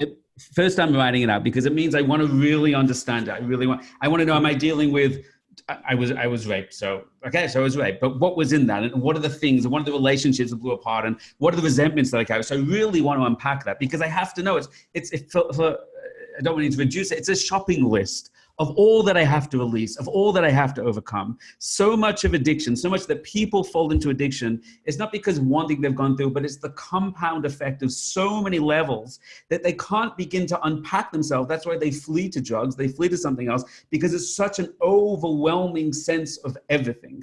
So you have to untangle that knotted ball. And to find out, I always say to people, when you begin to unravel your stuff, you think you have so much wrong with you. You think it's infinitely dark. And that's why you have to flee to everything in the world. But what's miraculous, when you begin to unravel, you actually see, you know what? There's 7 main things I've been carrying.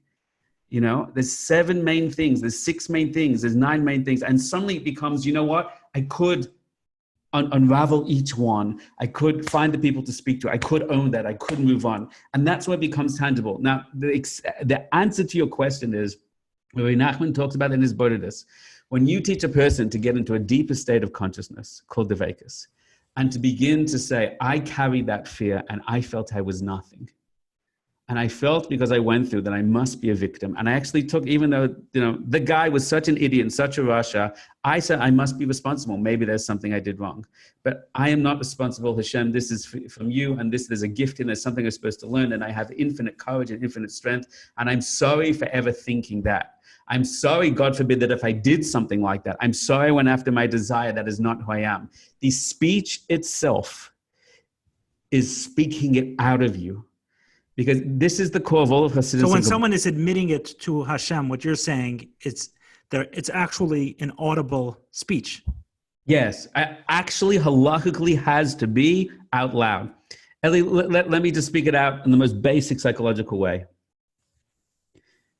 As you said before, what a miracle that the abuser acknowledged it, because no one wants to acknowledge it.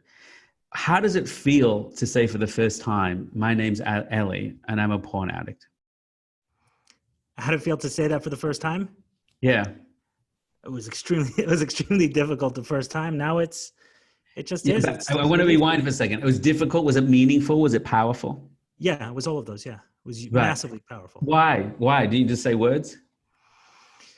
I think it was just acknowledging that it is. It's acknowledging, which starts like an internal explosion, that I can exist and I can objectify the failure or the pain. And I can see, here is me and here is the words. I'm still breathing. I still have a pulse. 100 tons didn't fall on my head. You know, nobody stoned me in the room. I'm able to acknowledge without burying it and hiding within myself. I can hold space for myself. They can hold space for me. Hashem can hold space for all of it. And when you do that, it comes up and it kind of goes poof.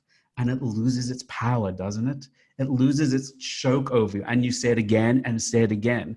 This is exactly the power of realizing that this fear does not define me, and there's a me that can speak and not be afraid of it. I can give it expression, I can give it form, I can look at it, hey, look, I said that. And then suddenly there's a me and an it, and it no longer is like this, but it's now like this.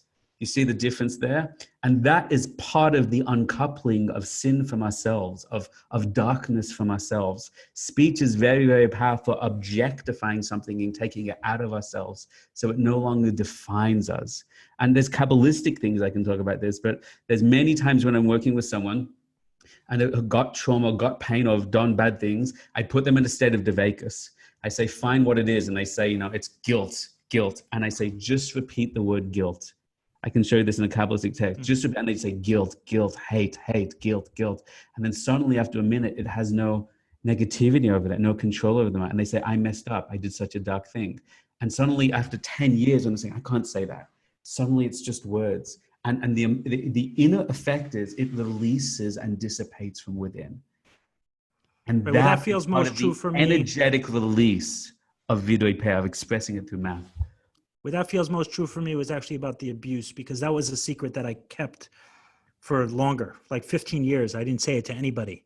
And then the way I've described it afterwards was that when someone asked me, I went to a psychologist because I was struggling with issues related to assertiveness. And he said to me, within 15, 20 minutes of meeting me, were you sexually abused? And I just said, yes. And the way I described it to others afterwards was that I was shocked that I didn't go up in a cloud of smoke, because it was something I never wanted to tell anyone under any circumstance. There he asked me, I said it. Eli, why? Let's play the game. Right. Why do you want to say it? But you were. Why? There's something about making it true, making it real that scared me, acknowledging it. And then what does speech do? Right. I guess the way, externalizing it in What's some your way, words? But it also made it smaller. And so that's probably the best way. It externalizes the idea out, but suddenly the intensity releases in real time when it comes out.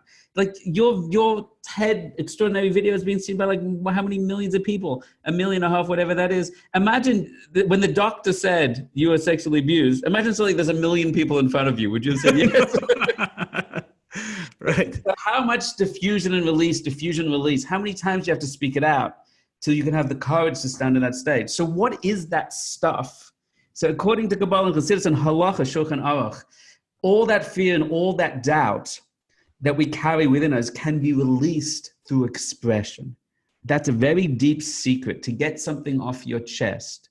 And when you learn how to do this in a meditational state, Eli, you feel in real time going, oh, say guilt 1,000 times. And you feel it's literally, there's an energetic shift from within you to beyond you. Is anyone watching this? There's a phone of something people. Is anyone, this makes sense to anyone? Is it resonating? It's not. So first you have to understand what are all the elements I'm dealing with, right? And then what I need to do is release the buildup, the tension, the darkness from each one. All right, so both those things exist, right? So in terms of the writing, you actually, when the way you described it gave me a new understanding, because I kind of brushed through when I was reading step 5, admit it to God, to ourselves, and to another human being. The way I always understood it was really focus on the other human being and the others will follow. But you're saying it as admit it to God. Now I got to get to a state where I'm conscious of that connection. Yeah, well, obviously, if you're admitting it to God, that it's not just about the other human being, because then how would it help? I'm not talking out with the person, I'm talking out with God. Why am I talking out with myself? Go and pick up the phone. So, right, so there's actually several different instructions. This is in halacha. I want you to know, what is the mechanism called? This is effect.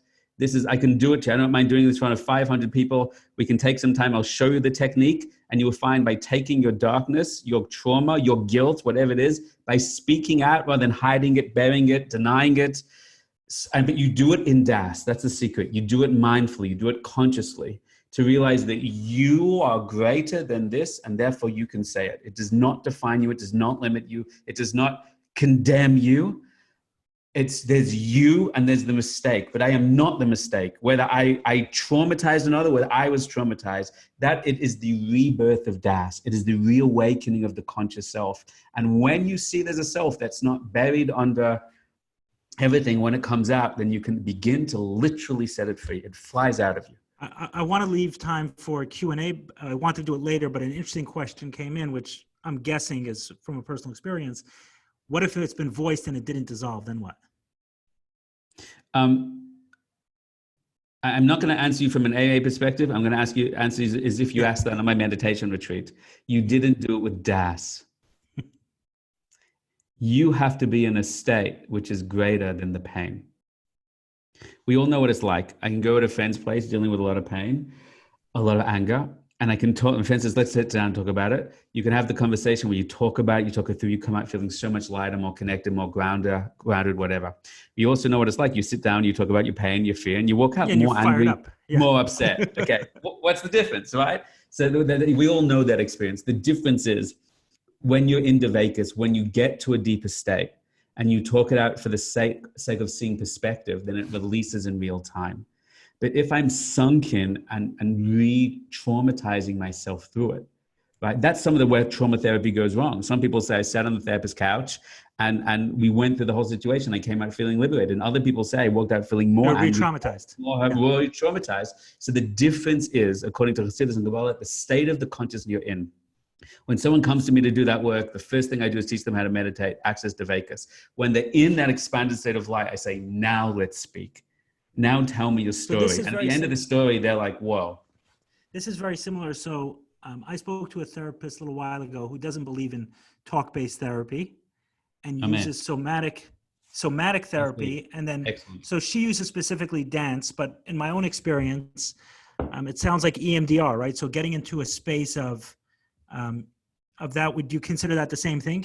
Right? EMDR is literally brought down word for word in the Baal Shem Tov 300 years ago. And he describes EMDR as when you move your eyes from side to side. He says when strong and physical emotions come up that you can no longer connect to yourself. He says if you move your eyes from side to side, then you can reconnect to the inner light and it releases and melts away the darkness within us. So that is one of the many classic techniques of if you can access a deeper state of consciousness, then you can rapidly release. That's connected with EFT. It's connected with TAT. It's connected with a lot of these modalities are all moving around the same point. And by the way, what you're saying is to get to that place of das. Yes. If you move your eyes side to side, you can't think in a conscious, intellectual way because you've knocked yourself to a higher awareness, right? Because it's disorientating, right? And the Baal Shem Tov says it knocks you into a relative state of Dvakas through which automatically it melts away. Now, it doesn't mean that EMDR works for everyone because some people are so trapped in the lower consciousness that even that doesn't help and you need to learn more radical tools to do it. But it's the same core mechanism is what I'm bringing up. That's why Bill Wilson could, he was on a hallucinogenic. Bill Wilson's paternal grandfather who was also an alcoholic, overcame that with a psilocybin. He apparently took mushrooms or something walking the forest, and he overcame. Sounds like, you know, a lot of the research being done today. You and I have discussed a little as well. But he had a history in his family that his grandfather overcame alcoholic addiction by having a hallucinogenic trip. He himself was on the belladonna treatment, you know, when he had his breakthrough and turned to God. He himself did exploration with LSD in the 50s, hoping that he could give that to the AA people as a way to move them into that. You're not recommending that, though. I'm not recommending that, though. If it's done in a medical way, then, you know, if it's done and that research is being done today, then it can absolutely be helpful. What I'm saying is you don't need that, and it can be done in another way if you understand the mechanisms of Kabbalah and Chassidus. Can I show you a couple more of just talking that out? Is this interesting for you? Yes, but I think getting through the rest of the steps may be helpful. Yeah, that's what I mean. To talk out more. That's what I mean. Okay. So I was pointing to my screen. You can't see where my finger's pointing? Oh, no. So I think we went through the first 5. Right. So it's making sense so far. So these are mechanisms in Halacha and Chazal and the Talmud and Gemara and Chassidus and Kabbalah, just talking out normal inner transformation.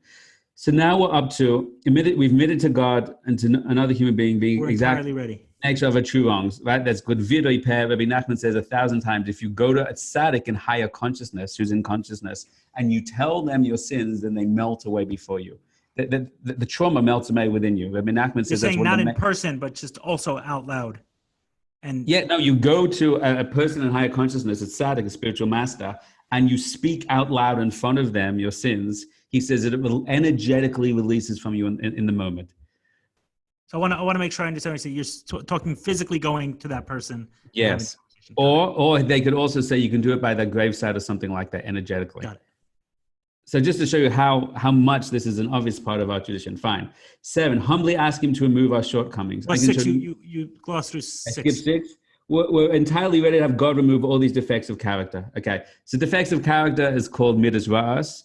And this is the main to feel. I can show you. I was reading the Sivish Shalom today with my 9-year-old and 11-year-old, you know, that the main tachlis purpose of all of the Torah is to remove our negative emotions. And you see how he's saying here, he's obviously taking a shift, which is obvious. You know, he's not asking us just to remove our alcoholism or addiction, right? He's saying these defects of character. What are the emotions behind this? In the big book, they call it the symptom, right? The alcohol is a symptom. It's not the... That's right. Not even a symptom, I'm sorry. He calls it a symbol. It's a symbol. It's a symbol. Fine. We can call it whatever we want, but anyone thinks that the person is addicted just because, you know, alcohol is addictive, right? What made that person psychologically vulnerable to that situation? And that is there's some, in their das tachton, in their normal psychological consciousness, there's something destabilizing them, right? That's causing them not to be happy, not to be connected. And the solution to that, according to Chassidus, is enter into divine higher connection, higher bonding. But the addict enters into bonding with things in the physical world to escape the imbalance within themselves. I always thought it was funny. I wouldn't use these terms in a normal lecture, but here it has a context. You know, sex, drugs, and rock and roll. You know, all of those things are clippers of supernatural connection of Dveikus.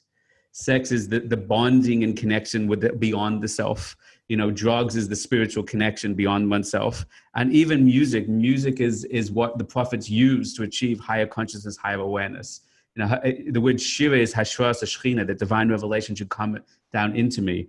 The Oxford group, by the way, for one of the main sources of AA, that Bill Wilson and all his friends went to, you know, they actually had that you're supposed to meditate once a day. You can see the instructions. You have to sit quietly and meditate and get divine inspiration. And they actually say that a still small voice will come to you and guide you spiritually in what you have to work on.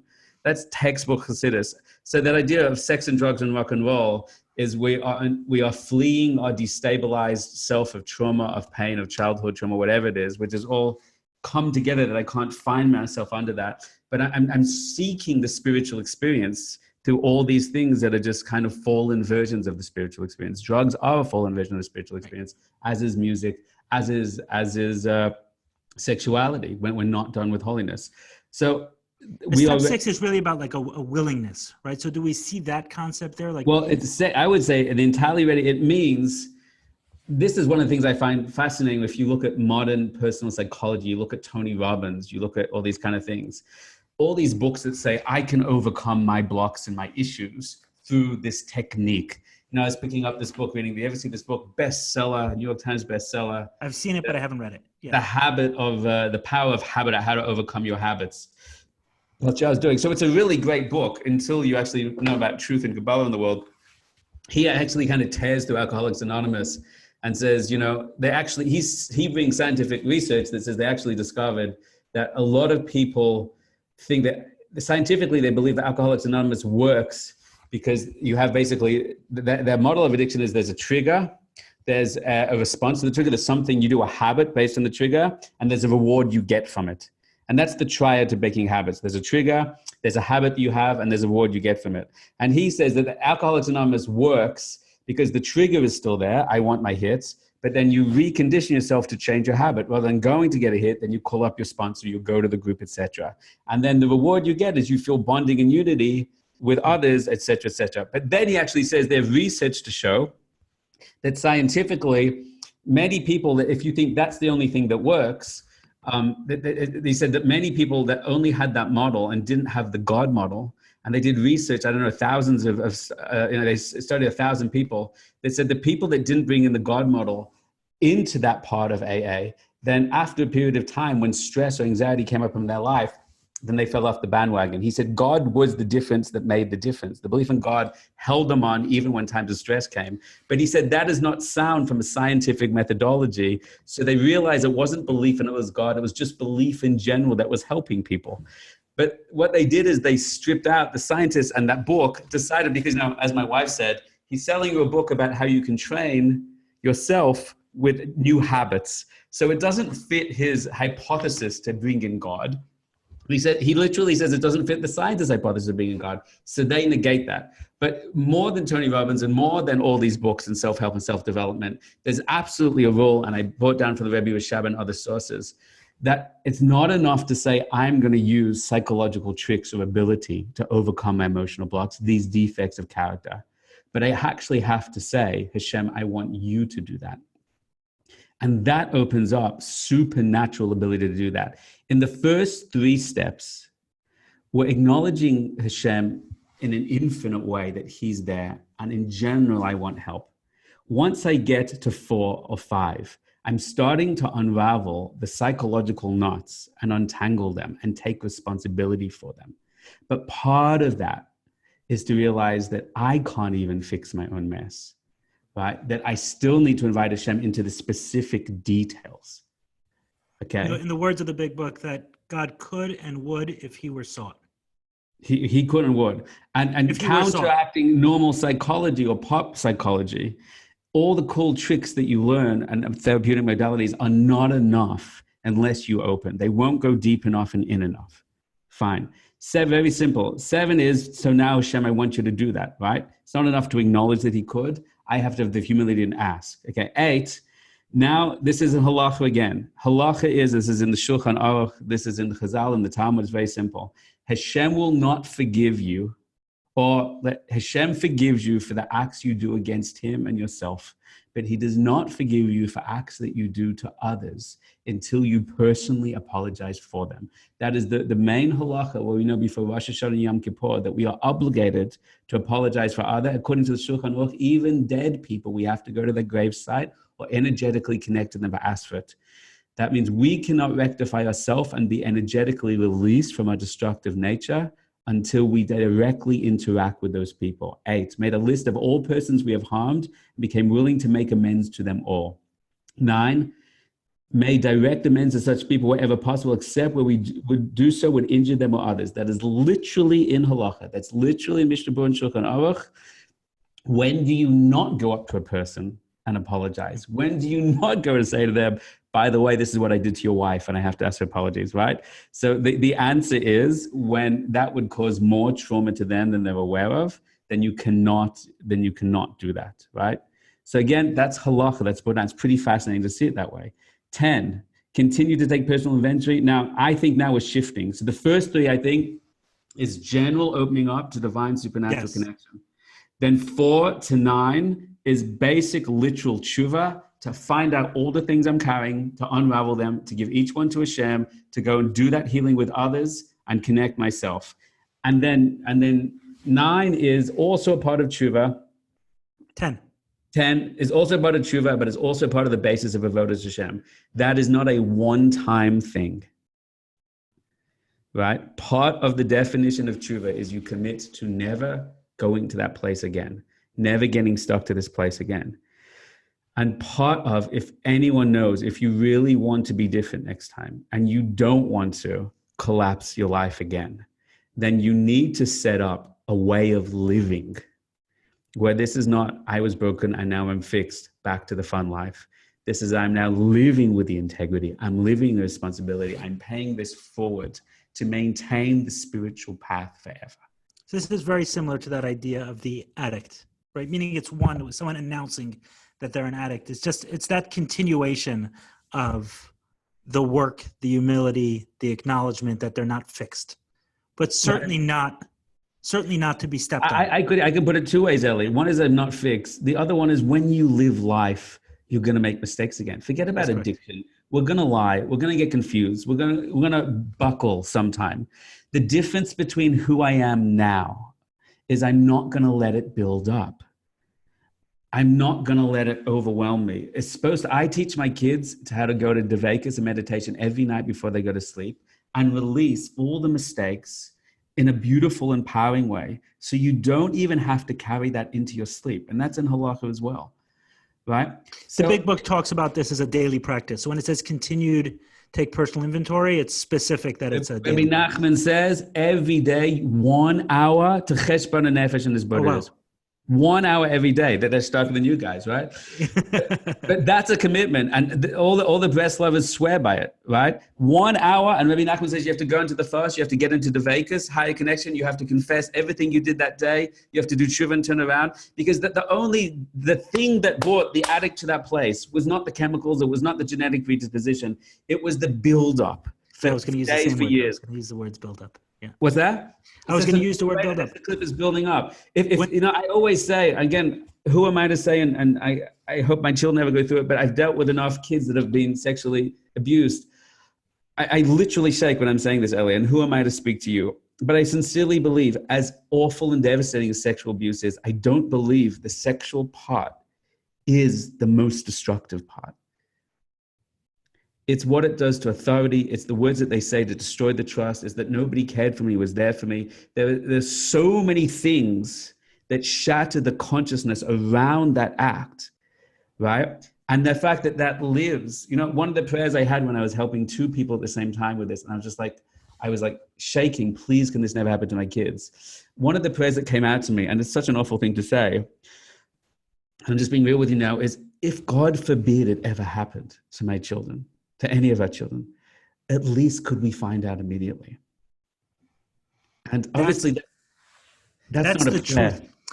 When you were speaking before about going into the details of it and speaking the truth was not that I was sexually abused. That wasn't. Right. That was that's one aspect of it. But the truth is that I felt more safe with him than I did with any other authority and adult figure in my life at that point.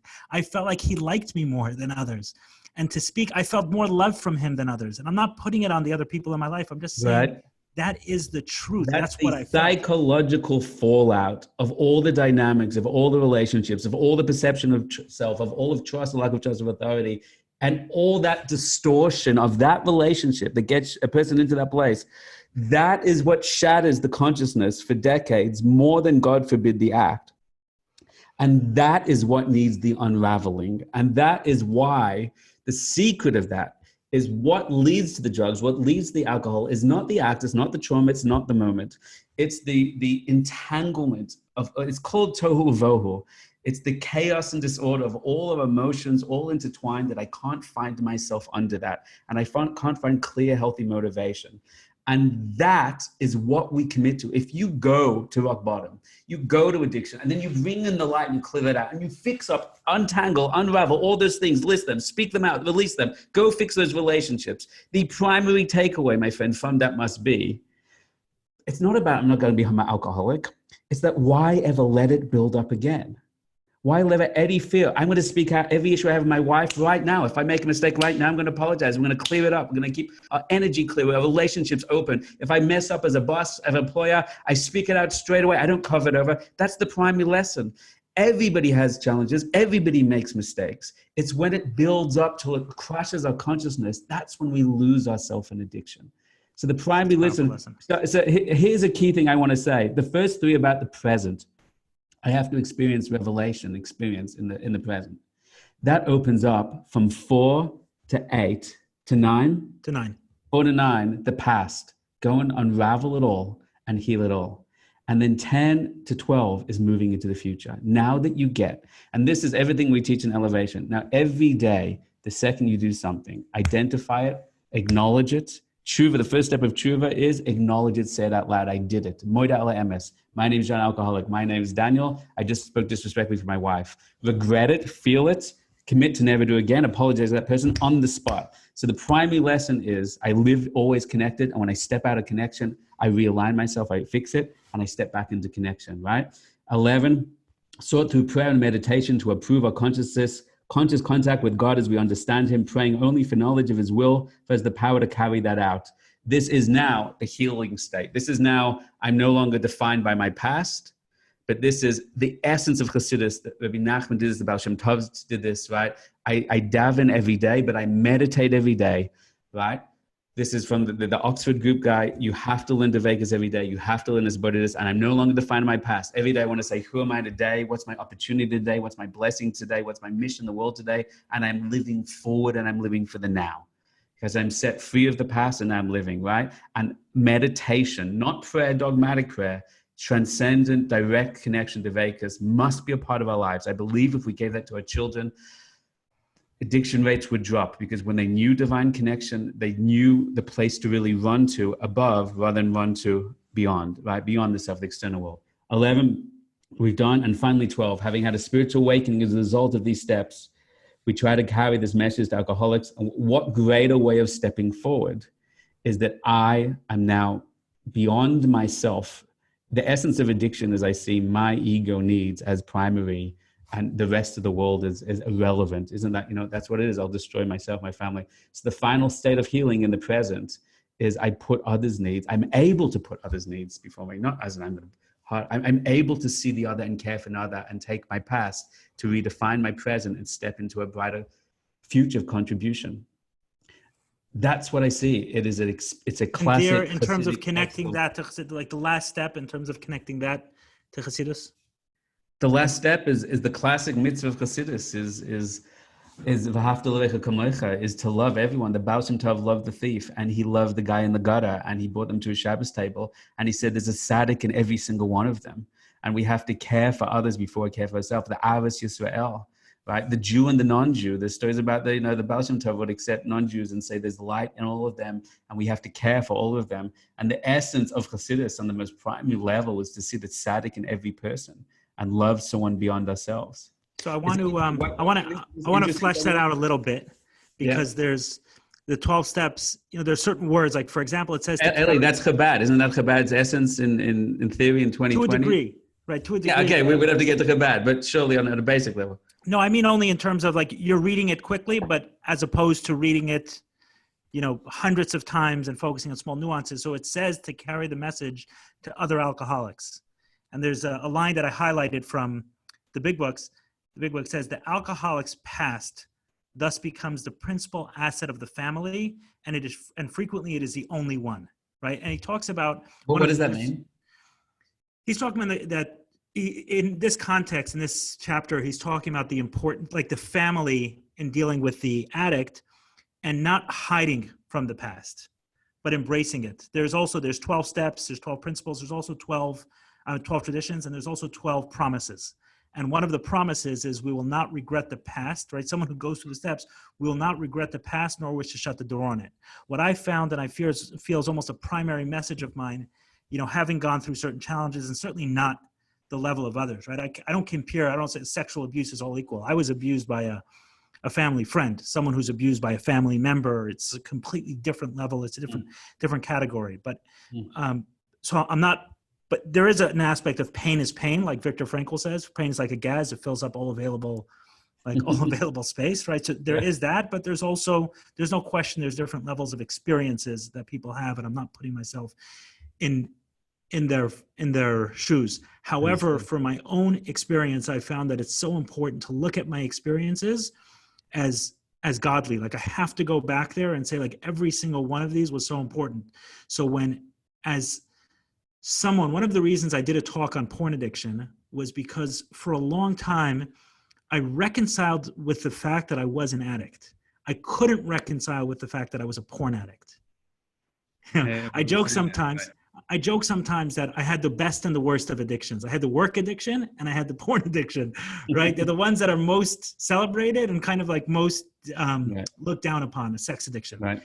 And the truth of the matter. So what did I do? I said, how do I incorporate this as another experience that's meaningful to me? Is if I speak about it, or another way of doing it, I did it on that level, but another way is also helping someone specifically with a porn addiction, because then it takes all of my experiences and says the greatest doctors, the greatest rabbis, the greatest whoever, healers, can't do for someone what someone who experienced that same thing can do for them. 1,000%. Those experiences all of a sudden become godly. So I think the 12th step, and I don't know if this exists, I want to flesh it out a little bit, is it's not just saying it's not just saying to do service to others. It's very specifically says to find other alcoholics and to help We're going them. through that. It would mean to find other gambling addicts for a gambler, to find other sex addicts. I think that's a double project. First of all, we know that the classic line of Chassidus, the classic essence of Chassidus, and based on the Kitvei Ari, is Yoseh ha'or haba min ha'choshech and amalach ha'la'aretz kavoidai. That all of the Aretz, the Aretz is the lowest physical place, that is full of divine revelation. Rabbi Nachman talks about finding the Nakuda Tava, the good point in every trauma, in every challenge of life, to find the good in it. Yoseh ha'or haba min ha'choshech, the greatest light is that light which is born in the darkness. Right? What does it mean? Shema Yisrael Hashem Elokeinu Hashem Echad. We know if we're meditating together on a hilltop somewhere soon by us, Eli, and we're having a divine, amazing experience, right? We know, wow, there is Hashem, I'm surrounded by Hashem's light. But when we say Shema Yisrael Hashem Elokeinu Hashem Echad, we say Hashem is equally revealed in the light as he is in the darkness. And the truth is, without going into the Kabbalah, there's a greater revelation in the darkness than there's even in the light.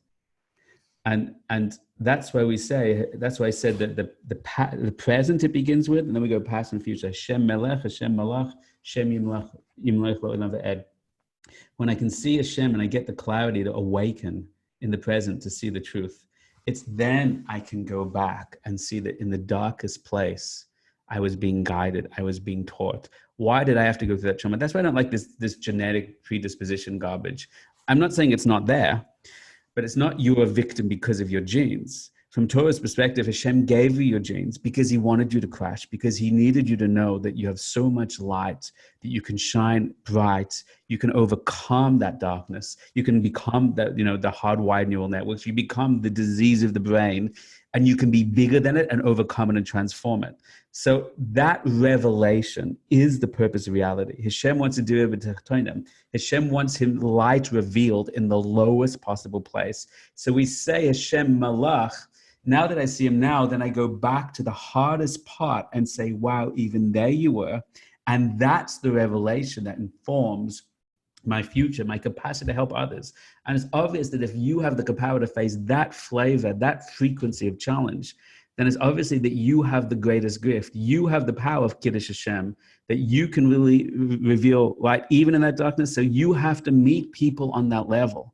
You have to meet people in that struggle. And more than what you say to them, and more than having the right words, and more than having the techniques, you are a living embodiment that light made it even to there. And I believe your presence alone, having gone through that, gives them the strength and the knowledge on a soul level to turn that situation around the same as you have. And that creates a critical mass. That's when you stand up on stage, you were eloquent, you practiced, it was beautiful what you said. But there's the second you stand up on stage and say, just the beginning, your presence, there's a light that addicts have. There's a light that people that have gone through trauma and sexual abuse have when they confront it and turn around, which opens up energetically, psychically, spiritually, the possibility for others to do that the same. Do the same thing, right? Removing that removing that shame, which is a big part of it. I can tell you from my own, and that's all I have is my own experience, is that the genetic, I mean, maybe we can say genetic predisposition to use that word, but that's the most I would give it, because I've interacted with hundreds of addicts and spoken to them in detail about their story. And I still have yet to hear a story that doesn't have pain. Sometimes it takes a little while to get there. I had a relatively normal childhood. Everything was okay. And anything out of the ordinary, when I was 3 years old, my brother drowned in the bathtub with me, and I was blamed for the rest of my life for killing him. Like some I 100% with like you. that are But what I say is, for me, it's not like, well, the person has no control because they have genetic predisposition or they have disease. Whatever you want to call it, Hashem set you up because he believes in you enough that he's going to drop you and you're going to find yourself and pull yourself out. And that's the gift. However Hashem sets it up, however he sets up the narrative, the script, the body, the soul, I just happened to meet that person. He believed that you could go there and pull yourself out. And the Gemara says, you chose that. Your soul chose that because it wanted to reveal that light. I've worked in past life regression for many years. I've taken people that have gone through crazy trauma, including sexual abuse. And when you take them to their past life, it's unbelievable to find out what they set up in one life to lead them to the next. So the fact that, according to science, I don't believe there's a genetic predisposition to fall or to collapse into that sexuality, that perversion, or to become an addict, fine. Hashem set it up because he believes in you. And I believe when you say that, I believe when you say it's not because of genetic predisposition, I believe when you say whatever it is, Hashem set me up, then you believe that if he could put you there, he could also get you out. And that's the biggest gift to say, because that is part of Amunah. Hashem got me in here. If you believe you can break it, believe that you can rebuild it. If you believe Hashem could put you here, then Hashem can also get you out of here. And do you have a few more minutes? I don't want to put any pressure on anyone else who needs to leave. But yeah, I'm wondering about boring everybody. Is anyone still around right now? Everyone's welcome to leave. No one's going to look at anyone funny. It's a webinar call. So if we get down to thees no one left, we can check out. I'm painting pictures. Can I just ask the audience right now? We asked to do this in the elevation program. We have an online program. Can everyone just give us a one-line emotional check-in? How are you dealing with this conversation right now? One line. If you're watching this on Facebook, write one line and hit the love button or like button so more people see this. Write one line in this. What's this like for you? Amazing, love it, overwhelmed, amazing, beautiful, awesome, fabulous, love it, something, I can't read this too fast, amazing, great, moving, eye-opening, awesome. Okay, people aren't completely bored. Fine. So here's where I want to touch on, because right now we've focused very much on the addict. But I suspect that there are a lot of people, and judging by some of the questions I saw, and it's hard to read the chat and the questions all at the same time and stay engaged. So if I miss someone specifically, but there seemed to be a theme of questions that I saw, which is dealing with the family, if they have a family member or a loved one who's an addict, and how to, I have to recuse myself on that side, but I wish I invited another panelist. But if there's something, some message to those, I mean, I imagine some of what you shared at the end about viewing all of our experiences as God-given, right? Then that too is another challenge. But I think that's a theme of questions that I've seen, and we definitely want to talk to that audience because it's not all addicts on the line. First of all, I have no idea to answer that question. Second of all, 3 answers came to me as you spoke. So I'm going to tell you what they are that came to me. Number 1, they must embody unbelievable, radical, unconditional love. And they have to know that there's a divine good soul in there, which is just as tormented as they are. And they have to hold space for unbelievable love, number 1. At the same time, they also have to have boundaries. There are limits, and you can't watch your life smashed to pieces, and you can't watch other people's lives smashed to pieces and just say, I'm giving love. There are times you actually need boundaries. There's times you need to protect yourself as a family member. And that's also good. That's also good for the person to know that there's limits. And there are many people that say, I'm so spiritual, I'm going to have unconditional love for this destructive person in the house. And they get emotionally smashed to pieces and they become traumatized as well. So there is a paradox, and some paradoxes are paradoxes, but they're still true, that you can have unbelievable love for this addict.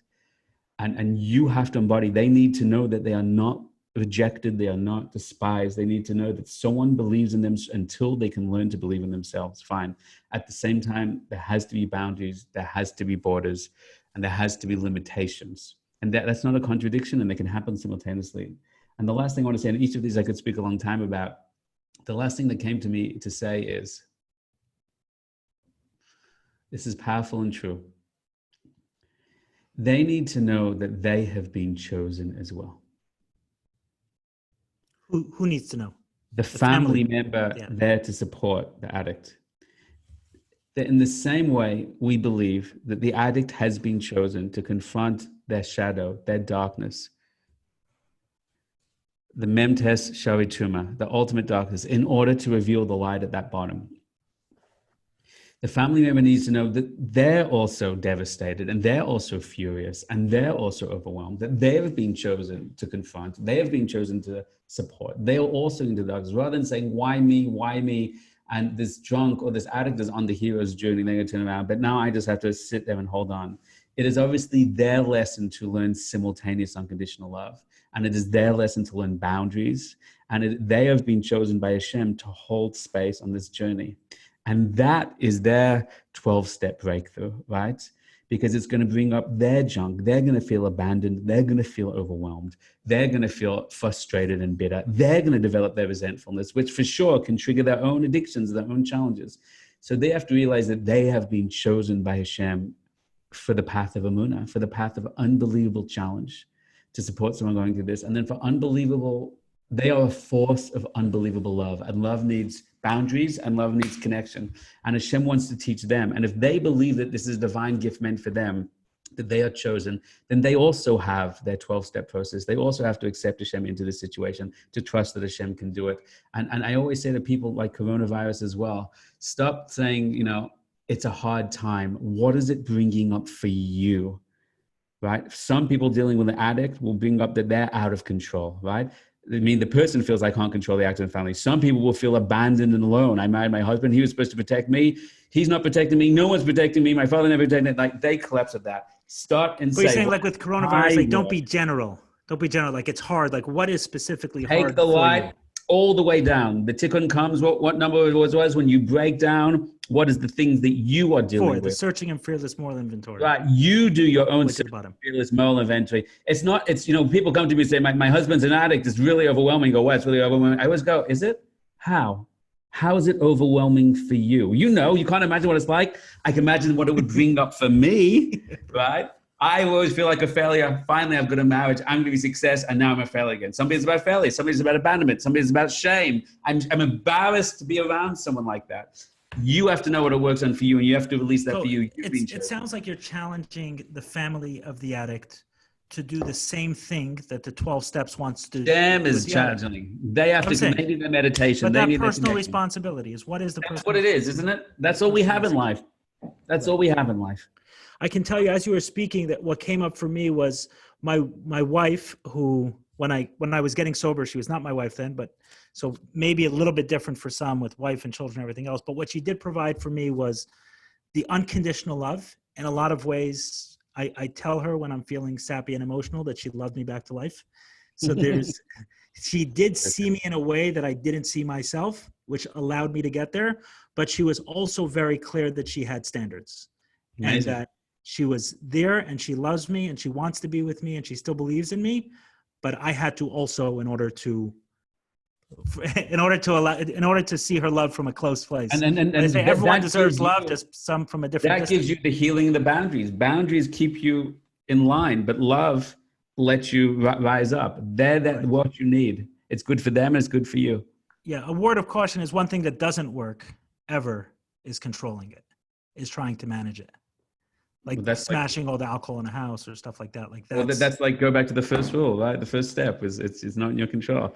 That they have to have that faith step as well. Right. It's the same thing. Is letting go of the control has to happen on both sides. All of those 12 steps are the 12 steps of Emunah. They're 12 steps of integrating Emunah. The Siva Shalom says there's 3 levels of Emunah. Emunah of the mind, Emunah of the heart, Emunah of the body. And you connect to the mind, to the divine connection. You bring that down to heal your emotions, and then you act in a way that expresses that revelation.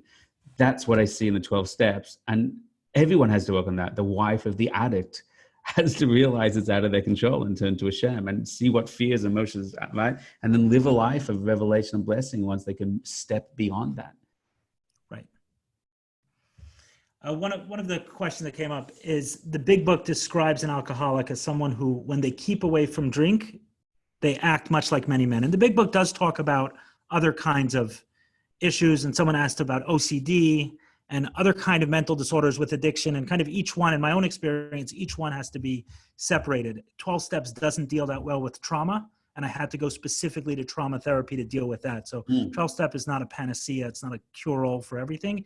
So if someone's dealing with OCD or dealing with other stuff that make that more complicated, then each one has to be dealt with professionals in that regard. But in general, it describes an alcoholic as someone who acts relatively normal until drink is introduced to their system. So once so it says once is that true based on what you've said previously? Is it true what? I mean, you've said and I've said that this person is psychologically destabilized, and the venting of that is the addiction. So are they truly normal? How are we defining a normal in that sense? There is the trauma, and there is the stuff that works. But what it means is that, for example, the lies may be confined to a very specific area. There may not be denial in all areas of their life.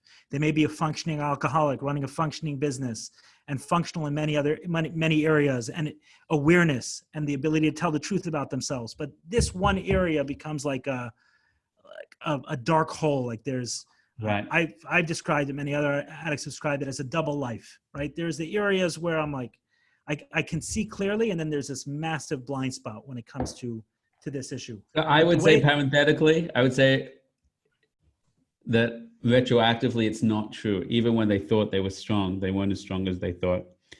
That's what I'd say the punchline of that journey is. Eli, you're a successful guy. Suddenly you have an addiction to porn. You overcome that. So I would say even in the success, if we plugged into you before it all started, there was always challenges. If you listen, I have a lot of people that come to very successful, everything except for this one thing. And the more why are they having issues with their husband? Why are they having issues with their wife? Why are they having anxiety about work? You start to see what's in there. I think the illusion is we tell ourselves are fine besides one thing. But the truth is, if we double clicked on that, there's all kind of challenges there. That is 100% true. I'm not taking away from that. I'm focusing on a different aspect. So the book calls it like the disease of the mind and the disease of the body, right? There's the mind that tells us, oh, maybe I can try to drink wine instead of drinking hard alcohol, or maybe if I get a friend to keep my stash and I go over once a week to get one bottle at a time, or any which way we figure out how to control this. That's a disease of the mind, right? They can just play tricks on us and we can end up in being pulled to something. And then there's disease of the body, which is as soon as the alcohol is introduced to the system, there's a chapter in the big book called The Doctor's Opinion, which is not written by Bill W. It's written by a doctor. And a lot of it is quoted from a doctor. And one of the things the doctor says is comparing the response of an addict to an allergic reaction to the drug, an allergic reaction to. So I was wondering what you thought of that from a Kabbalah perspective, this idea. We touched on it a little bit, but I want to flesh it out some. We touched on it a little bit in our private conversation. I'm not sure the question. You're saying, is the addiction a form of? So it talks about the mind and body, right? So the mind disease is that it thinks things, it rationalizes, and we need to check ourselves with someone else. The body disease is that when it gets introduced into our body, then all of a sudden, all hell breaks loose, right? Like that first drink just opens up Pandora's box. Yeah, what's the question? So in the doctor's opinion, it compares it to an allergic reaction. And says when alcohol is introduced into an alcoholic's body, they can be spiritually fit, they can be sober for a long period of time, but something happens, almost like literally an allergic reaction is the way it describes it, that alcohol is introduced to the system and everything goes out. You're talking about after the addiction, after the person's afterwards. Yes. So why are they falling off the wagon is what we're saying. Yeah, what's happening from that first drink? Is there any Kabbalistic or anything you've come across that talks about this body disease, this body dysfunction of being introduced to the drug for the first time? I don't have to go to Kabbalah yet. I'm not quite understanding the question now. I just want to clarify it.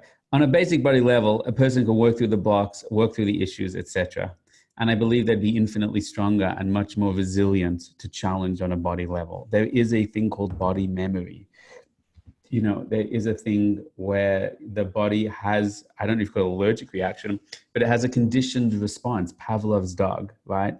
And the body has a conditioned response to that. You did mention that. You mentioned that you saw something once, and what was the word? You became overwhelmed, or a kind of adrenaline rush. I felt like a buzz, like just a rush. I couldn't. There's a buzz. So the body remembers, right? When we see someone that we loved a long time ago, our body gets adrenaline in it, okay? If we see, you know, a picture of our favorite movie, Back to the Future from the 1980s, which I flashed up on my screen the other day, I suddenly remember going to the cinema with my mother and just loving that movie and, you know, seeing Superman and feeling I can fly. So our body and emotions are associative. You know, that's what's called dimyon, where we see one thing and we imagine another, So I don't have to go to the depth of Kabbalah to understand that mechanism. What Kabbalah can say is that's exactly what the Siva Shalom talks about, emunas ha'avarim. The first level of Muna is understanding and experiencing a higher consciousness of Hashem. But when the Rebbe Yeshab discusses, as many Sigati can do, in Kabbalah as well, it's called Gadlus Rishon, Gadlus Sheni, Katnus Rishon, Katnus Sheni, is that I can experience the revelation, but my heart has not been rewired to that truth. There are many people that can go to a Buddhist meditation retreat and blow out of their body, a Torah meditation retreat, and blow out of their body, have a spiritual experience, and come back and still be rude and arrogant and whatever, right? Because the experience stopped here, right? They had the awareness, but the heart is still programmed in the same egotistic way. So that's the first 3 steps of what you said of the 12 steps. The second is you need to bring that light all the way down into your heart, to transform your emotions, to align your emotions with the higher spiritual truth. That's what's called tikkun hamidus. Tikkun means to fix, to heal, to realign our hearts until what I feel in my heart is an expression of what's in my soul.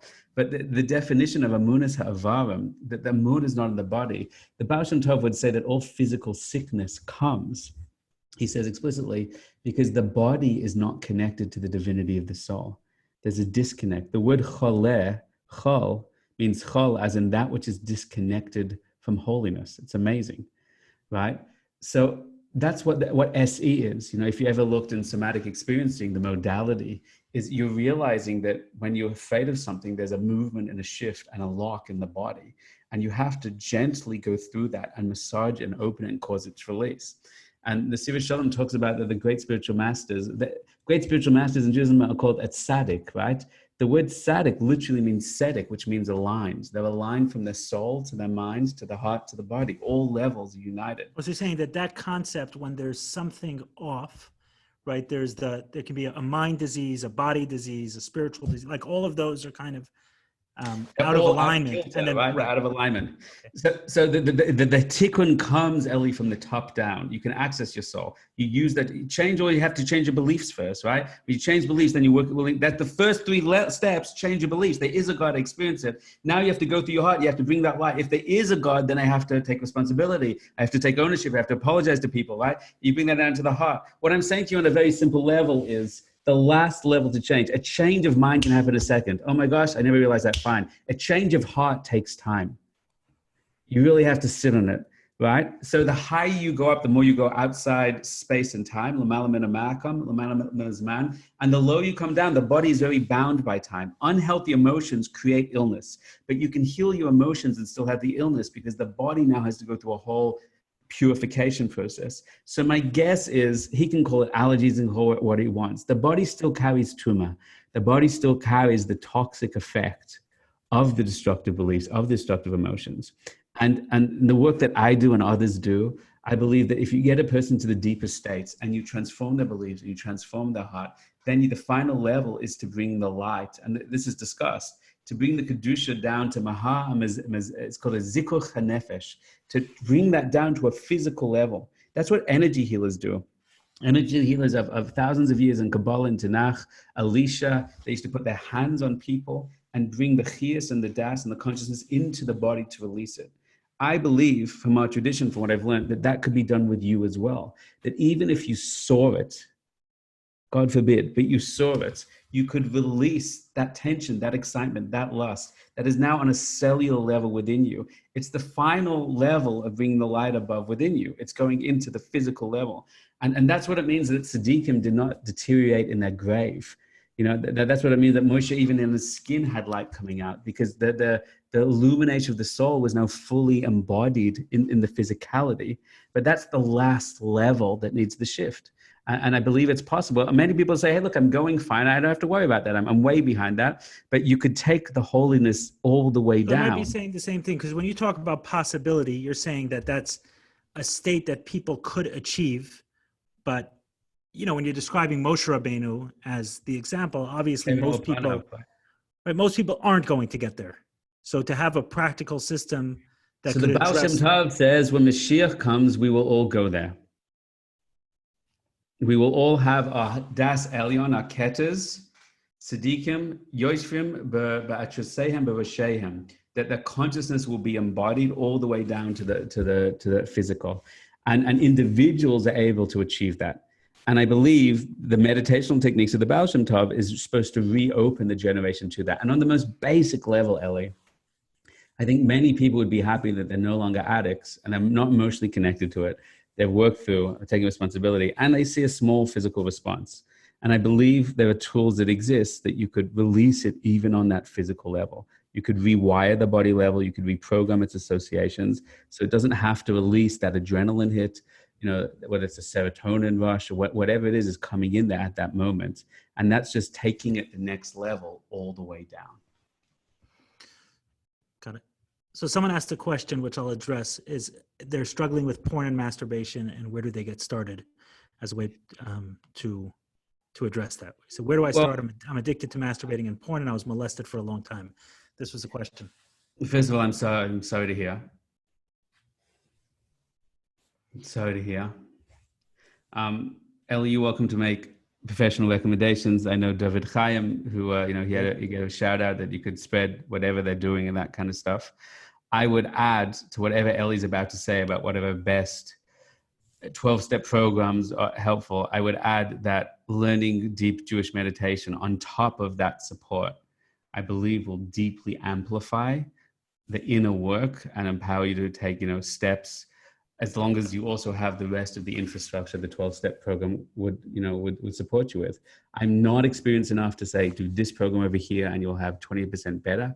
This is not a field I professionally deal with, but I have a lot of people, thousands of people that come to our online program, our retreats, and I know that these tools work very powerfully. And if you're dealing with addiction, which means you need constant guidance on everyday level, then I think, Eli, whatever Eli will recommend you to, plus these kind of techniques, I think would be the magic pill to take your life to the next level. Yeah, I think they'll match ultimately, but I'll read a quote from the big book. It says, if you have decided you want what we have and are willing to go to any length to get it, then you're ready to take certain steps.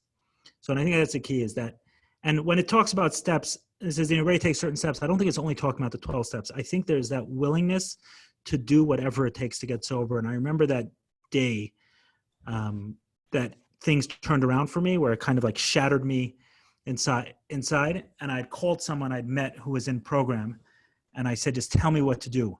And I think I said these words, or I thought these words. He could have told me anything at that moment, and I would have been willing. And to be in that space of making it literally priority number one. So I had someone who I was sponsoring once, and he told me, he calls me up and he says, I acted out last night. Right? He watched pornography or whatever else. So I said, why didn't you call me? Like, that's what we had discussed. He said it was 3 a.m. I said, so who said? I said, did I say not to call 3 a.m? So he said, I don't want to inconvenience you at 3 a.m. I said, okay, so if your priority is more that you don't want to inconvenience me more than not watching pornography, then that will be your priority. And I'm sure you'll have 100 things that you can put in front of that also.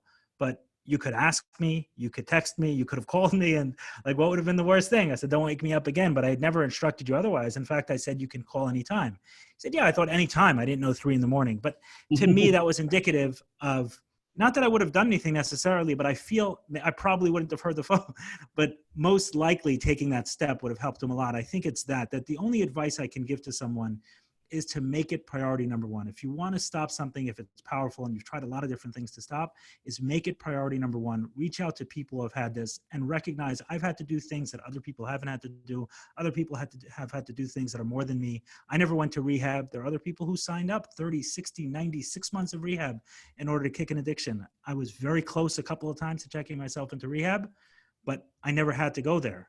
But if I needed to go there, I like to believe that I would have been willing to. And if I didn't have that level of willingness, then the rest wouldn't have followed. So before any action comes that willingness. I just want to add, what you just said is textbook Kabbalah, and it's put down a lot. This is discussed in the Zohar, and it's discussed by Rabbi Nachman, right? The reason you are taken to the bottom, the reason you are given any block of resistance, Rabbi Nachman screams this 1,000 times, is to ratzon, to awaken your will to fight. And, we all say, yeah, I'll work on it one day. I do something if someone show me how to do it, etc. But when you hit that place, the line is, Aim dava oimed lifnei ratzon. Nothing will stand before your will, right? You said, that's it, I'm done. And Hashem pushed you and pinned you down on the mat to awaken the part of you that was willing, despite the darkness. I want to fight. I don't care who and what, I want it. And Hashem was like, I've been taking you down further and further to get you to the point where you say, I want it. When Bill, what's his name? Bill W., when he had his first breakthrough, when he had his spiritual experience, there's 2 lines he said, these famous 2 lines. One, he said, if there's a God, will he show himself? And the other line he said in that moment is exactly what you just said. Now I'm ready to do anything, right? And that's when it lit him up, right? So Rabbi Nachman says, the point of all the manias, of all the blocks, are only to awaken your will. And when your will gets strong, then that force, it's called Malaman, goes up to the spiritual world and generates supernatural opportunity that opens for you. Suddenly you meet the person, you meet the healer, you meet that breakthrough, suddenly you have clarity, the person drops the number into your lap, then it all comes. But Hashem needed you to get to the point when you were going to fight and do it. And he says, from that I can build a new world for you. So it's exactly the point. Everything is there, every challenge is there to awaken the will. Beautiful. So maybe just to make this as practical as possible, if you have a couple minutes, maybe lead us in a meditation that can... I'm going to duck out of that. Can I duck out of that? It's a beautiful thing to say. Yeah. I will say the following thing. There's people asking, do we do what Don Jews? Elevation Project. You can check out Elevation Mastery online. It's an online program, hundreds of people, Jews, non-Jews. You believe in God. You don't have to believe in God. The God of your choosing, whatever God you understand, right? Everybody is welcome. And I'm just like, somebody asked about that. Yes, I believe that we have a gift within Torah for the whole of the world. And it's part of our mission is to get it out there to every human being that's seeking in the deepest way. That's number one. I don't want to do meditation now because it takes more than 2 minutes to be authentic with it. But I don't mind even for this group to come back together and do a meditation. If people want on Facebook, say yes, or in this group, you can let us know, send an email. I don't mind being there and giving people an experience of it. I think it's a beautiful, incredible thing in our tradition that people don't know about. And there's lots of yeses coming in. So we can make the time to do that in the right time, probably with Ryan's help as well. So maybe we'll do that. So take a rain check on that. To do something that's won't be as much discussion and just a meditation led by you on specifically around these. You can check on YouTube. There's tons of free videos, it's samples of the meditations. Would love to do something with the group here. Yeah, for sure. There's something powerful. I don't know what it is, but you watch something, it's happening live. It's a lot easier to watch and engage and watch a recording that happened even yesterday. The energy is electric when you're together. It's part of the meditation technique. Is his kashrus. You all connect at once, doing it together, and it brings an extra power for sure. I think that's part of this, the group of the 12 steps. When you're there with others, the consciousness forms and binds together. We should say thank you. I want to thank you, Cheved, for bringing us together. I hope, was that interesting for people? I hope so, and I hope Cheved gets nachas. Actually, I want to give one thing specific. Actually, on the last question is for people who are struggling with porn or masturbation, check out Guard Your Eyes and the work they do. They have some free support groups and information, and they make distinctions between people who are not addicted but struggling with pornography, addicted to pornography but not addicted to other sexual behaviors, and then addicted to all sexual behaviors. Is that guardyoureyes.com? Guardyoureyes.com. It's an amazing organization that offers a lot of support specifically in this area, and just something practical as a first step, but knowing that there are no magic bullets. There's that willingness to do whatever it takes to get healed and make that priority number one. So I don't want to forget that, but going back to thank you, Cheved, I'm good with that. We thanked Kevin and Ryan, whatever help. And I thank you. I mean, you've gone through such darkness and you really owned it and you're really shining to a lot of people. And it may be a blessing for you and for your family for deep healing. Thank you so much. That, I mean, you're living the best of it, right? You're sharing it forward and you're at the place where I'm sure times in your life where you felt you could never get out of it or whatever it was. And now you're a place where goodness. I get that you're still an addict. I get you're still doing it. But you're really making a beautiful contribution and you should see tremendous light and blessing in your life from the light and blessing you can bring to others, the healing you bring to others. Thank you. I've been using the same journaling app for the last 7+ years. So sometimes when I'm struggling a little bit, I go back to my early journals and I'm like, okay, I can see a little bit of the progress. Beautiful. Awesome. So thank you. My friend. Okay. Thank you, everybody. All right. Thank you, everyone. The app for journaling is my W days, my wonderful days. It's like $1. Get a sponsorship from them.